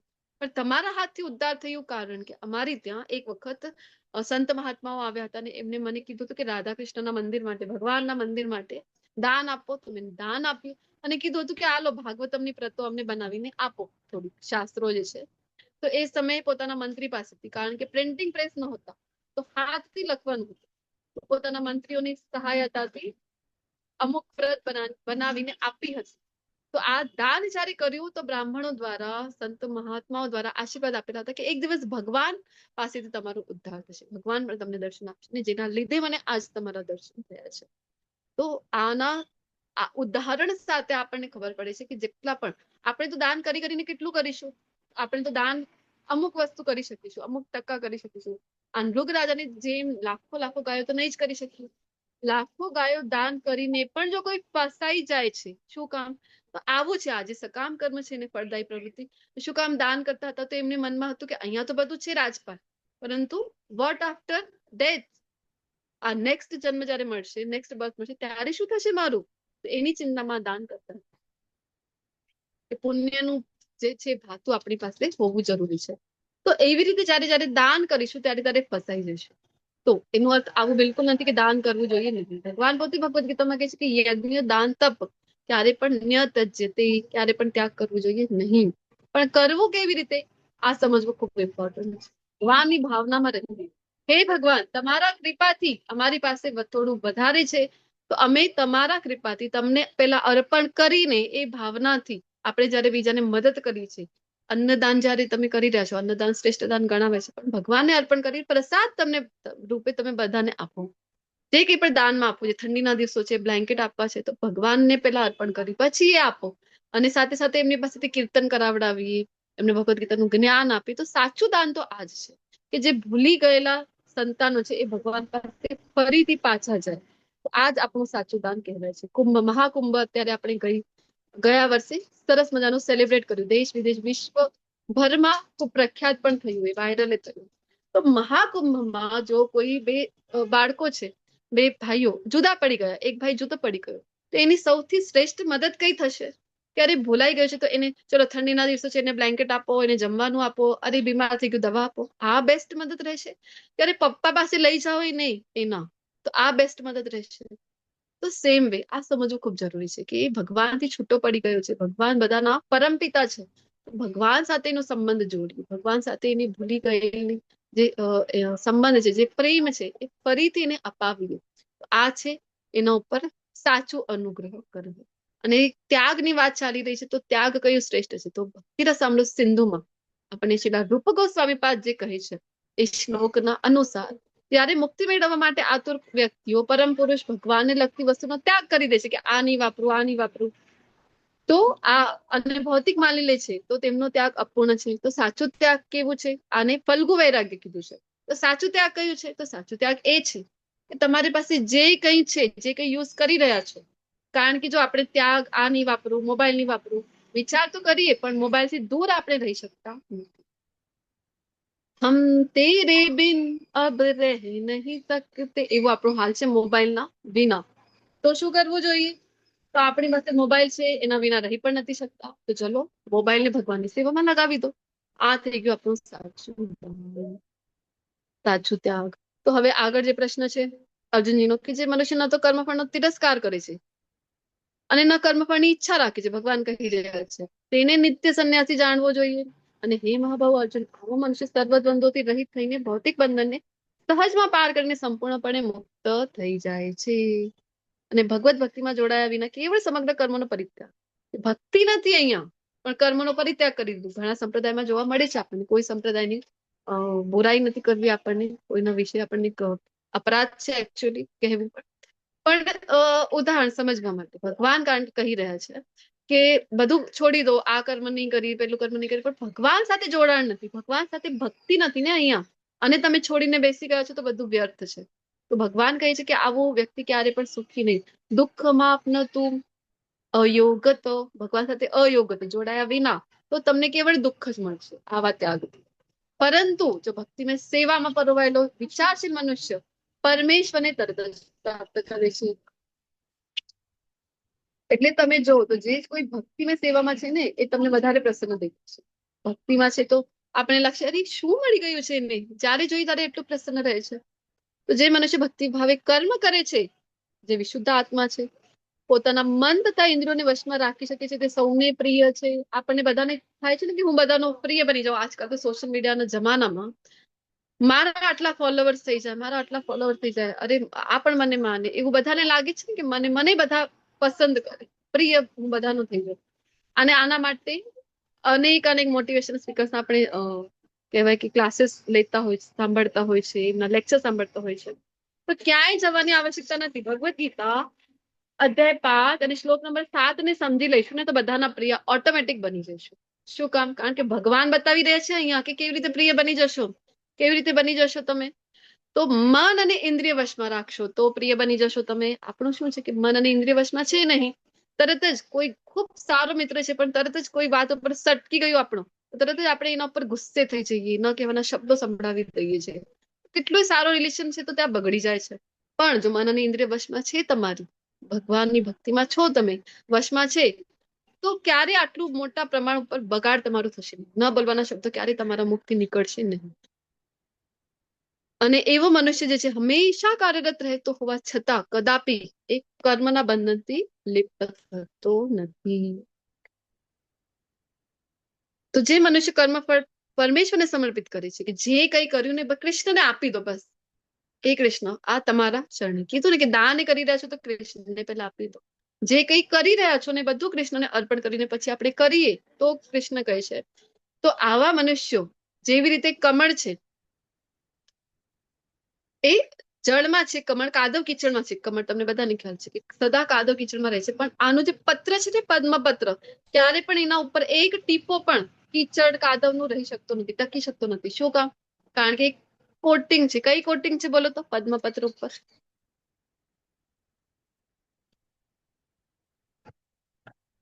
કઈ કોટિંગ હોય છે?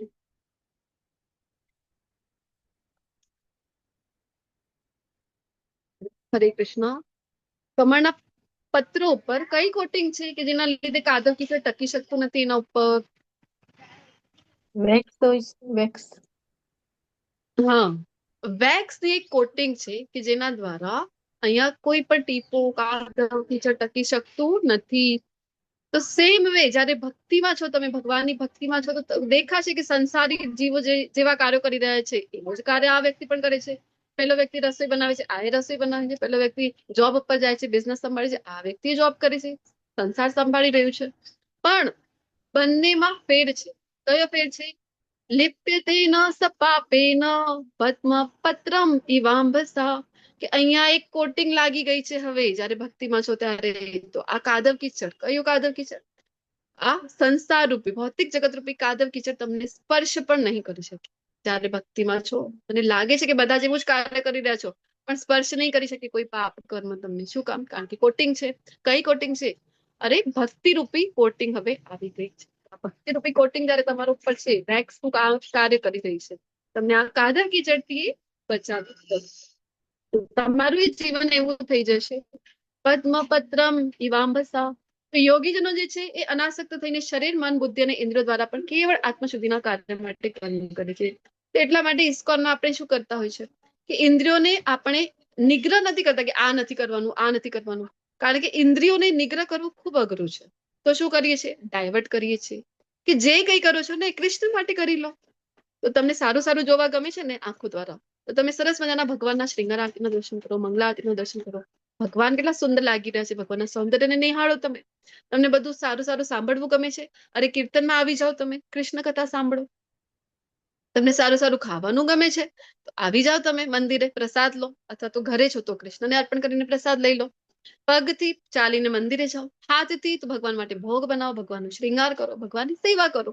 તો ઇન્દ્રિયોને આપણે ભગવાનની પ્રસન્નતા માટે લગાવી દઈએ છીએ. છેલ્લા પ્રભુપાદજીએ એ જ કર્યું છે ને આપણને પણ એ શીખડાવીને રહ્યા છે. ભક્તિમાં સ્થિર થયેલો મનુષ્ય છે પરમ શાંતિ પામે છે, કારણ કે તે પોતાના સર્વ કર્મ જે છે એના ફળ કૃષ્ણને અર્પિત કરી દે છે. પરંતુ જે ભક્તિમાં નથી અને પોતે જે ઈચ્છે છે કે હું કર્મ કરું તો ફળ પણ મને જ મળે, તો આવા ફળનો લોભી છે આવો વ્યક્તિ જે છે, તો શું થાય છે? તો બંધન થાય છે એને કર્મના ફળનું. તો જયારે દેહધારી જીવાત્મા પોતાની પ્રકૃતિને વશમાં કરી લે છે અને મનથી બધા કર્મોનો પરિત્યાગ, મનથી પરિત્યાગ, તનથી નહીં. તનથી તો કાર્ય કરવું જ પડે છે. ભગવાને ત્રીજા અધ્યાયમાં ખૂબ ક્લિયર કીધું છે કે ભૌતિક સંસારમાં છો, પરિવાર લઈને બેઠા છો, તો જે નિયત ફરજ છે એ તો બજાવવી જ પડે. ને કર્મ કર્યા વિના આમ પણ રહી શકાતું નથી. તો એના માટે ખૂબ સરસ ફોર્મ્યુલા એક આવી છે. શું છે ફોર્મ્યુલા? તો મનથી તમે જો તનથી સંસારી રહો અને મનથી તમે સંન્યાસી થઈ જાઓ. કે મનમાં હવે કોઈ ઈચ્છા કઈ મેળવવાની ઈચ્છા જ નથી. મનમાં તો ફક્ત કોઈ માયાની ઈચ્છા નથી. મનમાં ફક્ત માધવની ઈચ્છા છે. જોઈશ તો માધવની, અને હું ખવડાવીશ તો માધવ, હું ખાઈશ તો માધવનો જ પ્રસાદ કરીશ. તો સંસારથી તમે જગતના થઈ જાઓ, તનથી તમે સંસારના થઈ જાઓ, જગતના થઈ જાઓ, અને મનથી તમે જગદીશ થઈ જાઓ. આ છે એક બેસ્ટ ફોર્મ્યુલા. તો જ્યારે મનથી બધા કર્મનો ત્યાગ કરે છે તો ભગવાન કહે છે કે નવદ્વાર વાળા નગરમાં સુખપૂર્વક કાંઈ પણ કર્યા વિના સુખપૂર્વક રહી શકે છે. તો નવદ્વાર કયા કયા છે બોલો ફટાફટ આપણા શરીરમાં?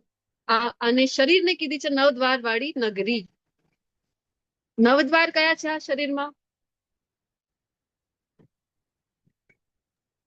હરે કૃષ્ણ. બે નાસિકા, બોલો બોલો. બે કર્ણ, પછી બે આંખો, એક મુખ, ને આંખો બે છે, નાકના નથુનો બે છે, મોઢું એક છે, કાન બે છે, કાન બે અને છે. ઉદાને જન ગુદા અને ઉપસ્થ. આવી રીતે બસ. હાથ પગ આ પણ કર્મેન્દ્રિય થઈ ગઈ. તો આવી રીતે 9 દ્વારમાં પણ હાથ પગ આવતા નથી. તો આ થઈ ગયા 2, 2, 4, 5, 6, 7 ગુદા અને ઉપસ્થ 8, 9 આવી રીતે 9 દ્વાર. પરંતુ જયારે કોઈ મનુષ્ય અવિદ્યાને નષ્ટ કરનારા જ્ઞાનથી પ્રબુદ્ધ થાય છે ત્યારે જેવી રીતે દિવસે સૂર્ય આવી ગઈ તો તરત જ અંધકાર. હવે અંધકારને ભગાવવા માટે કોઈ અલગ પ્રયત્ન કરવું પડતું નથી. એક સૂર્ય આવી ગયું તો જેટલા વર્ષનું જેટલા સમયનું પણ અંધકાર હશે તરત જ એક જ ક્ષણમાં ગાયબ થઈ જાય છે. એવી જ રીતે જયારે જ્ઞાન પ્રવેશ કરે છે, દિવ્ય જ્ઞાન આપણી અંદર, તો અજ્ઞાનતા રૂપી અંધકાર પણ તરત જ નષ્ટ પામે છે. જયારે મનુષ્યની બુદ્ધિમાન શ્રદ્ધા આશરે સર્વદા ભગવાનમાં સ્થિર છે ત્યારે પૂર્ણ જ્ઞાન દ્વારા સર્વ સંશયોથી વિશુદ્ધ થઈને સીધો મુક્તિના પંથે એ આગળ વધે છે. એ ખૂબ સુંદર શ્લોક છે. વિદ્યા વિનય સંપન્ને બ્રાહ્મણી ગવિ હસ્તિની શુની ચૈવ શુભાકે ચ પંડિત સમદર્શિન. તો પંડિત કોને કીધું છે ભગવાને? તો પંડિત તો એ છે કે વિદ્યા વિનય સંપન્ને, વિદ્યા સાથે ક્યારે પણ વિનય હોવું ખૂબ જરૂરી છે, વિનમ્રતા હોવી ખૂબ જરૂરી છે. તો વિદ્યા છે, વિનમ્રતા છે, તો એ જોઈ શકે છે. શું જોઈ શકે છે? ત્યારે હાથી છે, કૂતરો છે, ચાંડાળ છે, બ્રાહ્મણ છે, બધાને સમાન દ્રષ્ટિથી જોઈ શકે છે. તો આનો અર્થ એ છે ભગવદ્ ગીતા વાંચીને અરે જો તો આંધળો થઈ ગયો. હાથી જાય છે તો કહે છે કે અરે ગાય જઈ રહી છે, ને ગાય જાય તો અરે કૂતરો જઈ રહ્યો છે, આવું કરતું જ થઈ જાય. અથવા ચાંડાળ જાય તો પ્રણામ કરે છે, અરે બ્રાહ્મણ છે, આ તો ચાંડાળ ને બ્રાહ્મણ સમાન કીધા છે, આવું કરતું થઈ જાય છે વ્યક્તિ. અરે ભગવદ્ ગીતા વાંચીને તો આંધળું થઈ ગયું, એવું થઈ જાય છે. બોલો તો શું છે એનો અર્થ? શું છે?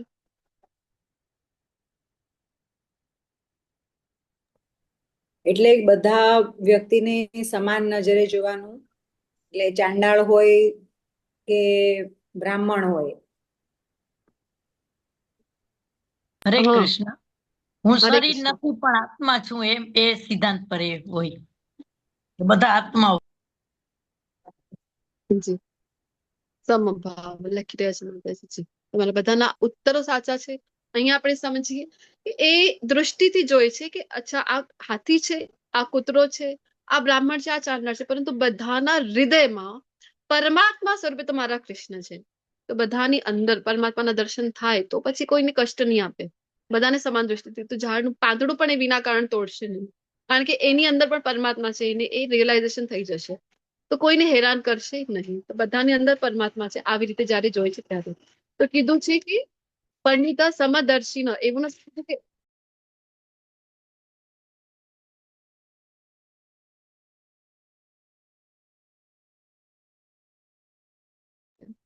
હરે કૃષ્ણ. તો સમદર્શિનો એવું નથી કીધું કે સમવર્તી. તો બધાને સમાન દૃષ્ટિથી જોઈ શકે છે. અહીંયા ખબર છે ને કે બધાને જે તે કર્મના લીધે પહેલાના એ કર્મ મુજબ આ યોની પ્રાપ્ત થઈ છે, પરંતુ છે તો એની અંદર મારા કૃષ્ણ. આવી રીતે સમાન દૃષ્ટિથી જોઈ શકે છે. આવો જીવન મુક્ત પુરુષ છે એ ક્યારે પણ ભૌતિક ઇન્દ્રિય સુખ પ્રત્યે આકૃષ્ટ થતો નથી, પરંતુ હંમેશ સમાધિમાં નિમગ્ન રહીને પોતાની જ અંદર આનંદનો અનુભવ કરે છે. એ રીતે આત્મ સાક્ષાત્કાર પામેલો પુરુષ જે છે એ બ્રહ્મયોગ પરમ બ્રહ્મમાં એકાગ્ર હોવાને કારણે અનંત સુખ ભોગવે છે. અનેક યોગથી આગળ વધી જાય, ગમે તેટલી તપસ્યા કરી જાય, પરંતુ કોઈ સુંદર સ્ત્રી સામે આવી ગઈ, રંભા આવી ગઈ, મેનકા આવી ગઈ, તો તરત જ અટ્રેક્ટ થઈને અનેક યોગીઓ પડી જાય છે, પતન થતું હોય છે, એમનું ફરીથી સંસારમાં આવી જતા હોય છે. પરંતુ જયારે તમે ભક્તિ માર્ગમાં, પ્રેમ ભક્તિ માર્ગમાં છો ને, ત્યારે તમે ગમે તેટલી સુંદર વ્યક્તિ આવી જાય, અરે માયાદેવી પોતે આવી જાય તમારી સમક્ષ. અહીંયા શ્રીલ હરિદાસ ઠાકોરજીનું ઉદાહરણ આપેલું છે. હરિદાસ ઠાકોરજીની સમક્ષ જયારે ગણિકા આવે તો પણ એ વિચલિત થતા નથી. ઉલટાના ગણિકા એમની ખૂબ સુંદર પ્રસંગ છે. આપણે આગળના કોઈ શ્લોક આગળ ક્યારે એવું મળે આપણને અવસર તો અવશ્ય એની ચર્ચા કરીશું. તો ગણિકા એમની સમક્ષ એટલી સુંદર ગણિકા મોકલવામાં આવી, પરંતુ એ ગણિકાથી પ્રભાવિત ના થયા. ઉલટાના એમની જે ભક્તિ છે એના દ્વારા ગણિકા પ્રભાવિત થઈને એનું આખું જીવન પરિવર્તિત થઈ ગયું. હરિચરણોમાં પોતાના જીવનને લગાવી દીધું. એ ગણિકાના દર્શન કરવા પછી લોકો દૂર દૂરથી આવતા, કારણ કે એટલી આ ભક્તિમાં એ આગળ વધી ગઈ. વિષયાસક્ત આનંદ છોડવાની શું જરૂર છે? શું કામ છોડવું જોઈએ? એ હિ સંસ્પર્શજા ભોગા દુઃખયો ન એવ તે આદ્યંત અંત કૌંતેય ન તેષુ રમતે બુદ્ધ.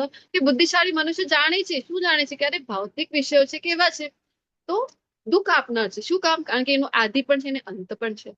તો શરૂઆતમાં જે આનંદ આપે છે અંતમાં એ જ દુઃખનું કારણ બની જાય છે. અનેક ઉદાહરણ છે આને સમજવા માટે.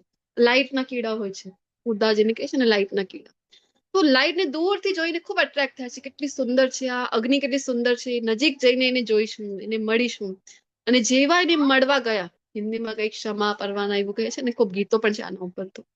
તો જોઈને અટ્રેક્ટ થઈ ગયા અને નજીક ખબર છે જઈને પરિણામ શું થવાનું છે? મૃત્યુ. તો પણ જાય છે ને મરવા ખાતર જાણે કે. તો વિષય સુખો એવા છે, શરૂઆતમાં આપણને ખૂબ એટ્રેક્ટ કરે છે પણ અંતમાં આપણને ફસાવી દે છે. ભ્રમર છે અહીંયા, ભ્રમરને કમળ પ્રતિ ખૂબ આસક્તિ છે અને કમળને જોઈને ખૂબ એટ્રેક્ટ થાય છે, એની અંદર જતું રહે છે એનું પરાગનું રસ આસ્વાદન કરવા. અને જેવું કમળ પુષ્પ બંધ થઈ ગયું, સાંજ થઈ, તો અંદર જ ફસાઈને ગુમરામણ થઈને સફોકેશન દ્વારા એનું મૃત્યુ થઈ જાય છે. માછલી છે, માછલીને ખાવાનો ખૂબ શોખ છે, તો કોઈ બ્રેડનું કટકો, પીઝાનું કટકો મૂકી દે છે અને ખાવાની લાલચમાં જાય ને ફસાઈ જાય છે અને પોતે જ કોઈના પ્લેટમાં હવે એ ટુકડો બનીને પીરસાઈ જાય છે. તો આવા હોય છે વિષયો જે છે ઇન્દ્રિય વિષયો, ફસાવી દે છે. તો જો વર્તમાન શરીરનો ત્યાગ કરતા પહેલા કોઈ મનુષ્ય ભૌતિક ઇન્દ્રિયોના આવેગોને સહન કરી શકે તથા વાસનાના ક્રોધના વેગને રોકી શકે તો તેને યોગી કીધું છે. તો તે યોગી છે અને આ જગતમાં એ જ વ્યક્તિ સુખી હોય છે, બાકી બધા દુઃખી. તો જે મનુષ્ય અંતર થકી સુખી છે, સક્રિય છે અને અંતરમાં જ આનંદ અનુભવનારો છે અને જેનું લક્ષ્ય અંતર્મુખી છે, તે જ વાસ્તવમાં પૂર્ણ યોગી છે અને પરબ્રહ્મમાં મુક્તિ પામે છે અને અંતે બ્રહ્મને પણ પામે છે. તો ઇન્દ્રિય વિષયોને કંટ્રોલ કરવા ખૂબ જ મહત્વપૂર્ણ છે. ફસાવાનું કારણ બને છે, જેમ કીધું ને આપણે લાગે છે કે અત્યારે ખૂબ મજા આપી રહ્યું છે અને અંતમાં એ જ આપણા સજાનું કારણ બની જાય છે. કોઈ પણ વસ્તુ અહીંયા, કોઈ પણ ઉદાહરણ અહીંયા આપણે લઈ શકાય છે. ભૌતિક સુખ જે છે એવા જ હોય છે, ક્ષણિક જ હોય છે. શરૂઆતમાં આનંદ આપે છે આપણને અને પછી આપણને એ જ વસ્તુથી દુઃખ થાય છે. ધારો કે કોઈ ગાડી છે, મોંઘી તાટ એવી ગાડી છે, આપણને થાય કે આ કાર તો મારે હોવી જોઈએ, આ મળી ગયું તો બસ દુનિયા જહાનની બધી જ ખુશીઓ મને મળી ગઈ. કોઈ મોંઘો ફોન આવ્યો, એપલ નો આવે છે ને IMX Pro 16, શું નામ છે? શું નામ છે ફોનનું? અત્યારે ખૂબ પ્રચલિત છે આઈફોન નું 16 Pro Max ને એવું કંઈક છે. 16 Pro Max આવી ગયું, બસ મારી પાસે તો આ હોવું જ જોઈએ, આ તો મને મળી જ જવું જોઈએ. તો આવી રીતે બસ, અને આ મળી ગયું તો બધી, મને તો 17 Pro આવી ગયું છે. અચ્છા, હું હજી 25 માં જ ચાલુ છું લાગે છે. 17 Pro Max આવી ગયું, મને આ મળી ગયું તો બસ બધી જ ખુશીઓ મળી જશે. ફોને તમારી પાસે આવી ગયું ને હવે જયારે નેક્સ્ટ એનું વર્ઝન આવી જશે ને, 18 Pro Max આવી જશે ને, તો તમને થશે ઓહો, ખાલી વખત ઘાઈ કરી, મેં આટલું સુંદર ફોન આપવામાં જ હતું, અરે મેં લીધું ને નવું વર્ઝન આવી ગયું. થાય છે કે નહીં? અથવા તો કોઈ પાર્ટ એનું ડેમેજ થઈ ગયું તો કેવું થાય છે આપણને કે કારણ કે કોસ્ટલી પણ એટલું હોય છે, અરે અત્યારે જ ફોન લીધો હતો ને ડેમેજ થઈ ગયું. તો એ વસ્તુ જે પહેલા સુખની અનુભૂતિ કરાવી રહી હતી, અંતમાં એ દુઃખનું કારણ બની જાય છે. એટલે બુદ્ધિમાન વ્યક્તિ એ છે કે જે વધારે એમાં કઈ રસ લેતો નથી, એવું ભગવાન કહી રહ્યા છે. તો મને સમસ્ત યજ્ઞ તથા તપશ્ચર્યાનો પરમ સ્વામી, હવે અહીંયા પીસ ફોર્મ્યુલા કરીને ખૂબ સુંદર અને કન્ક્લુડિંગ શ્લોક આ અધ્યાયનો આવી રહ્યું છે. આની સાથે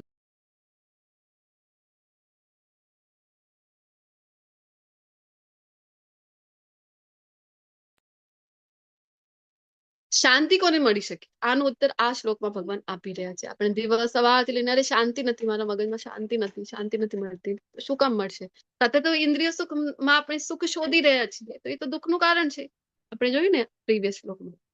તો આપણે શાંતિ નથી મળતી, તો ક્યારે મળશે? કે જ્યારે જાણી જઈશું. શું જાણી જઈશું? ભોક્તારમ યજ્ઞ તપસામ સર્વલોક મહેશ્વરમ સૂરિદમ સર્વભૂતાનામ જ્ઞાત્વા મામ શાંતિ મૃચ્છતિ. શાંતિ ક્યારે મળશે? કે જ્યારે તમે જાણી જશો. શું જાણવાનું છે? અરે પરમ ભોક્તા તો કૃષ્ણ છે, ભોક્તા તો અમે છીએ. અમને આનંદ આવે, અમારી ફેવરેટ મીઠાઈ અમારી સામે ધરી દો, અમે એનું આસ્વાદન લઈ શકીએ છીએ, અમે ભોક્તા છીએ. તો ધારો કે તમારી ફેવરેટ મીઠાઈ ગુલાબજામુન છે, તો અથવા તો ગાજરના હલવાની સિઝન છે ને, ગાજરનો હલવો છે, તો કેટલો ખાઈ શકો તમે? એક બાઉલ હલવો તમારી સામે કોઈ મૂકી દીધો તો તમે એક બાઉલ તમે લઈ લીધો, પછી બીજો બાઉલ કોઈ લઈ આવે કે લો તમને તમારે તો ફેવરેટ છે તો ખાઓ ખાઓ. બીજો બાઉલ જેમ તેમ પતાવી દીધો. હવે કોઈ ત્રીજો બાઉલ ગાજરનો હલવો લઈ આવે તો વિચાર કરો એનું શું હાલત થઈ જાય. અને આવું કરતા કરતા ચોથું બાઉલ કોઈ જબરદસ્તી પકડાવી દે કે ના આ તો ફિનિશ કરવું જ પડશે તારે, તો વિચાર કરો ઉલટી થઈ જશે આપણને. થશે કે નહીં? શું કામ થઈ? અરે આ તો ફેવરેટ હતું તમારું. કારણ કે આપણે ભોગતા નથી. ભોગતા છીએ આપણે, નાના એવા ભોગતા છીએ, પરંતુ પરમ ભોગતા કોણ છે? કૃષ્ણ. તો જે જાણી લે કે અરે ભોગતા તો કૃષ્ણ છે અને સમસ્ત ગ્રહો તથા દેવોના પરમ સ્વામી પણ કૃષ્ણ છે. અચ્છા ડેટ આપી રહ્યા છે 18 પ્રો ની ડેટ આવી ગઈ છે. સાચે જ. ચલો તો સમસ્ત ગ્રહો તથા દેવોના પરમેશ્વર તેમજ સમસ્ત જીવોના હિત કરતા જેટલા પણ ગ્રહો. શું કામ આપણે શરૂઆતમાં જ લઈ લીધું ગોલોક ચાર્ટ? કારણ કે હા હવે કીધું છે કે સર્વલોક મહેશ્વરમ, અરે બધા જ ગ્રહોનો હું સ્વામી છું. અરે કયા લોક ભગવાન એ તો જણાવો. તો 14 લોક છે એવું હું કહી દઉં તમને તો કેમ ખબર પડશે કયા 14 લોક? આને સમજવા માટે આપણે ગોલોક ચાર્ટ શરૂઆતમાં લઈ લીધું. તો હવે તમને બધાને ક્લિયર થઈ ગયું હશે કે કયા લોકની વાત અહીંયા કરી રહ્યા છે ભગવાન. સર્વલોક મહેશ્વર મારી 14 લોક નો સ્વામી છે. માત્ર 14 લોક ના નહીં, અરે અનંત બ્રહ્માંડ જે છે તો બ્રહ્માંડ નાયક છે, બધાના સ્વામી છે આમ તો. ભગવાન કહે છે જાણી લો કે યજ્ઞ તપ અને તપ, આપણે જે બ્રાહ્મણ પત્નીઓનું ઉદાહરણ લીધું હતું ને કે ત્યાગ કર્યું, પતિની અવજ્ઞા કરી ભગવાનને આપવા માટે બધું ભોજન સામગ્રી, વૃંદાવનની ઘટના. તો કારણ કે એ જાણી ગઈ હતી કે પરમ ભક્ત તો કૃષ્ણ છે. કૃષ્ણને અર્પણ કરી દઈએ તો બધાને મૂળમાં પાણી રેડો તો બધાને મળી જાય છે. અને સમસ્ત જીવોને આપણે શોધી છે ને કે આ મારો ફ્રેન્ડ છે, આ મારો ફ્રેન્ડ નથી. આપણે બધાની અંદર ફ્રેન્ડ શોધીએ છીએ ને કે આ મારો મિત્ર, આ મારો મિત્ર નથી. પણ ટ્રુ ફ્રેન્ડ કોણ છે આપણા? એવા ફ્રેન્ડ કે જે હર પરિસ્થિતિમાં સાથે છે, કોઈ પરિસ્થિતિમાં આપણો સાથ છોડતા નથી. સુખ હોય દુઃખ હોય ગમે તેટલી કપરી પરિસ્થિતિ છે ક્યારે પણ આપણો સાથ છોડીને જતા નથી. તો આવા અને જે આપણું હિત ઈચ્છી રહ્યા છે, આપણું ભલું ઈચ્છે છે. સંસારી મિત્ર કેવું છે? આજે તમને લાગે છે કે તમારું મિત્ર છે, પરંતુ કેવું છે આજે તમારી પાસે બધું હશે નહીં તો તમારી સાથે હશે.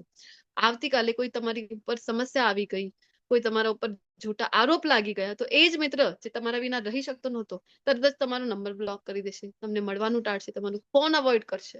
આવા મિત્ર છે. તો સાચો મિત્ર છે કોણ આપણો? સાચો મિત્ર આપણો એક જ હોઈ શકે, એ છે કૃષ્ણ. કોઈ પણ ગમે તેટલી કેવી પણ પરિસ્થિતિ આવી જાય, તમે વિચાર કરજો કે સંસારમાં થાય છે કે નહીં એવું. કોઈ આપણાથી ભૂલ થઈ જાય તો આપણા જો ક્લોઝ વન છે, નિયર વન ડિયર વન છે, એ આપણાથી નારાજ થઈ જાય, આપણને ઘણી વખત સજા પણ મળી જાય એ કૃત્ય વિશે. પણ કૃષ્ણ ક્યારે પણ આપણને સજા આપે છે ખરા? એ સદા ત્યાં ને ત્યાં છે. પ્રોબ્લેમ એક જ છે કે આપણે કૃષ્ણ તરફ જોતા જ નથી. આપણે કૃષ્ણ તરફ પીઠ કરીને આપણે સંસારમાં શોધી રહ્યા છે કે આ મિત્ર, આ સગો, આ સંબંધી. પણ અહીંયા કોઈ સાચો સંબંધી છે નહીં. તો સાચો સંબંધી કોણ છે? આપણો સાચો મિત્ર કોણ છે? જે આપણો હિત ઈચ્છે છે એવો કોણ મિત્ર છે? આવો મિત્ર તો એક જ છે, એ છે કૃષ્ણ. આવો જે જાણી લે છે અને કૃષ્ણ કહે છે મારી ભાવનામાં ઓતપ્રોત થઈ જાય છે, તો આવો જ મનુષ્ય સંસારના દુઃખમાંથી શાંતિ પામે છે. આના સિવાય કોઈ શાંતિ પામવાનો રસ્તો છે નહીં. આની સાથે સરસ મજાનું ભગવાનના અહીંયા મિત્રો આપણે જોવા મળી રહ્યા છે. સતત ભગવાન પોતાના મિત્રો સાથે આદાન પ્રદાન કરી રહ્યા છે. આપણે લાગે છે દ્વાપર યુગની ઘટના છે ને, ત્યાં રમતા હતા મિત્રો સાથે, ખબર છે અમને. અરે કલયુગની અસંખ્ય ઘટનાઓ જોવા મળશે તમને. અત્યારે સમય તો થઈ ગયું છે તો કોઈ ભક્તનું ચરિત્ર નહીં લઈ શકાય, પરંતુ અનેક અષ્ટ સખાનું સાંભળ્યું છે તમે બધે. કલયુગમાં જ થઈ નહીં ગયા ને અષ્ટ સખા. ભગવાન એમની સાથે અત્યારે પણ થોડાક વર્ષો પૂર્વની જ ઘટનાઓ છે આ બધી, કે ભગવાન એ અષ્ટ સખા સાથે, કુંભનદાસજી છે એમની સાથે જઈને વૃંદાવનમાં ગોપીઓના ઘરે જઈને ત્યાં જે રહેવાસી છે એમના ઘરે જઈને આ કલિયુગમાં પણ માખણની ચોરી કરતા હતા. તો ભાવ એ તમારું છે કે નહીં? ગઈકાલે ભણ્યા કે નહીં? એ યથા મામ પ્રપદ્યંતે સત્ય ભજન. તમારો એ ભાવ છે કે નહીં? તમારું ભાવ હશે ને. નામદેવજી મહારાજ, નામદેવજીનું પ્રસંગ શોર્ટમાં લઈને આજનો અધ્યાય કમ્પ્લીટ કર્યું. નામદેવજી મહારાજ મહારાષ્ટ્રના સંત, મહાન સંત થઈને ગયા છે. તો એમનો ખૂબ સુંદર પ્રસંગ એક મને યાદ આવી રહ્યું છે. તો એ એક દિવસ ભજન કરી રહ્યા હતા, ભજનાનંદી હતા, ભક્ત હતા ભગવાનના, ખૂબ વિઠ્ઠલ ભગવાનના. મહારાષ્ટ્રમાં ભગવાનને વિઠ્ઠલ રૂપમાં માનવામાં આવે છે, પૂજવામાં આવે છે. તો એક વૃક્ષ નીચે બેસીને ભજન કરી રહ્યા હતા અને કોઈ એમ રોક્યું, એને મના કર્યું કે અરે અહીંયા નહીં બેસતા. શું કામ? તો કે છે અરે પ્રેત રહે છે અહીંયા તમે બેસીને ભજન નહીં કરતા. તો કે છે હવે તો હું બેસી ગયો અને પોતાના ભજનમાં મસ્ત છે. વિઠ્ઠલ વિઠ્ઠલ વિઠ્ઠલા હરિ ઓમ વિઠ્ઠલા વિઠ્ઠલ વિઠ્ઠલ વિઠ્ઠલા હરિ ઓમ વિઠ્ઠલા માય બાપા વિઠ્ઠલા હરિ ઓમ વિઠ્ઠલા. ભજન સરસ મજાનું કરી દે. હરિઓમ વિઠ્ઠલા વિઠ્ઠલ સરસ મજાનું ભજન કરી રહ્યા છે અને બધા નામદેવજી સાથે જોડાઈ ગયા. નામદેવજીના ભાવની હજી શુદ્ધ ભક્તોમાં આ શક્તિ. શુદ્ધ ભક્તોની ચર્ચા માત્ર કરીને બધા જોડાઈ જાય છે, કનેક્ટ કરી દે આપણને ભગવાન સાથે. તો નામદેવજી ભજન કરી રહ્યા હતા અને સામે એમની કઈ પ્રેત પ્રકટ થવા માટે અલગ અલગ પ્રયત્નો કરી રહ્યો હતો. ક્યારેક કઈ હાથીના રૂપમાં આવી જતો નામદેવજીને ડરાવવા માટે, પણ નામદેવજી તો કઈ ડર્યા નહીં. પછી ક્યારેક ઉંદરના રૂપમાં આવી જાય, ક્યારેક ગધેડાના રૂપમાં આવી જાય, ક્યારેક ઘોડાના રૂપમાં આવી જાય. અલગ અલગ રૂપ કરતો હતો. એટલા તો ભયંકર આવાજ એ કાઢતો હતો એ પ્રેત જે છે. તો પણ નામદેવજી તો ડર્યા નહીં. એમનું તો ભજન સતત ચાલુ છે. અને પછી એ પ્રેતે વિચાર કર્યો હજી નથી ડર્યો, ચલો હવે તો કઈક મોટું મારે કરવું પડશે. ને લાંબુ બનતો ગયો પ્રેત. આટલું લાંબો બની ગયો એ તો પણ અહીંયા નામદેવજીનો ભાવ જો કેવું છે. નામદેવજી કહે છે કે અરે આટલું મોટું બની ગયું, આ તો કોઈ પ્રેત હોઈ શકે નહીં, આ તો જરૂર મારા વિઠ્ઠલનાથ જ છે. અને જે પ્રેત વાસ્તવમાં પ્રેત હતું, ડરાવવા માટે આટલા બધા પ્રયત્નો કર્યા, અલગ અલગ આવાજો કાઢ્યા, પણ નામદેવજી ડર્યા નહીં. ઉલટાનું પ્રેતમાં પણ એમને ભગવાનના દર્શન થયા. આજે જોયું ને પંડિત સમદર્શીના, બધાની અંદર ભગવાનના દર્શન. ભગવાનના ભક્તો એવા હોય છે, શુદ્ધ ભક્તો. એમને બધાની અંદર ભગવાનના દર્શન થતા. એમને પ્રેતની અંદર પણ વિઠ્ઠલનાથ યાદ આવી રહ્યા છે કે એ વિઠ્ઠલનાથ તમને પ્રણામ કરું છું. અને વિઠ્ઠલનાથ ખરેખર ત્યાં પ્રકટ થાય છે. કહે છે નામા પ્રેતની અંદર તને મારા દર્શન થઈ રહ્યા છે, કેવી રીતે? તો નામદેવજી કહે છે કે ભગવાન તમે તો બધાના હૃદયમાં રહો છો. આ શ્લોક સાથે રિલેટેડ છે એટલે તમે તો બધાના હૃદયમાં રહો છો કે નહીં? બધાના હૃદયમાં વિરાજમાન છો, તો આ પ્રેતના હૃદયમાં પણ તમે વિરાજમાન છો. અને પ્રેતની શું અવકાશ છે? પ્રેતમાં આટલો સામર્થ્ય છે ખરું કે કોઈને ડરાવી શકે? તમે જ્યાં સુધી એની શક્તિ ના આપો ત્યાં સુધી પ્રેતની પણ કોઈ અવકાશ નથી, કોઈ સામર્થ્ય નથી કે કોઈને એ ડરાવી બતાવે. તો એટલે તમે જ છો એની અંદર જે શક્તિ પૂરનારા છો, જે ડરાવવાની પણ શક્તિ આવી રહી છે. કંસની અંદર જે શક્તિ છે, રાવણની અંદર જે શક્તિ છે, કોણ પૂરી પાડે છે કે દેવતા પણ ડરી જાય? કૃષ્ણની શક્તિ ના હોય ત્યાં સુધી તો કોઈની અંદર આટલી શક્તિ આવી ન શકે. 8મા અધ્યાયમાં ભગવાન પણ કહે છે ને કે સામર્થ્ય હું છું મનુષ્યમાં. તો અહીંયા નામદેવજી જયારે પ્રેતમાં પણ ભગવાનના દર્શન કરી રહ્યા છે, ભગવાનનું સ્મરણ કરી રહ્યા છે, તો ભગવાનને આવવું પડે છે એમની સમક્ષ. તો અને નામ પણ આપી દે છે. નામદેવજી તો શું નામથી એમને દર્શન કરે છે કે લંબકનાથ ભગવાન કી જય. તો લંબકનાથ નામ આપી દે છે. આજે પ્રેતે લાંબુ રૂપ ધારણ કરી તારી અને ભગવાન એમની સમક્ષ પ્રકટ થઈ જાય છે. તો આ છે શુદ્ધ ભક્ત અને આ છે ભગવાન. તો આની સાથે આજનું અધ્યાય કન્ક્લુડ કરીએ. નામદેવજીના ચરણોમાં આપણે પણ પ્રાર્થના કરીએ કે નામદેવજીનો જે ભાવ હતો ભગવાન પ્રત્યે એવો આપણે પણ અંદર ભાવ આવી જાય. એ બધી જગ્યાએ આપણને પણ ભગવાનના દર્શન થઈ જાય. ભગવાનના નામમાં આપણને પણ રુચિ આવી જાય. તો આની સાથે મારી વાણીને વિરામ આપું છું ને બધા જ વૈષ્ણવ વૃંદનો ખૂબ ખૂબ આભાર વ્યક્ત કરું છું. વાંછા કલ્પતરુર્ભ્યશ્ચ કૃપા સિંધુભ્યેવ ચ પતિતાનાં પાવનેભ્યો વૈષ્ણવેભ્યો નમઃ. હરે કૃષ્ણ હરે કૃષ્ણ કૃષ્ણ હરે રામ રામ રામ હરે હરે. હરે હરે કૃષ્ણ. હરે કૃષ્ણ. હરે કૃષ્ણ માતાજી.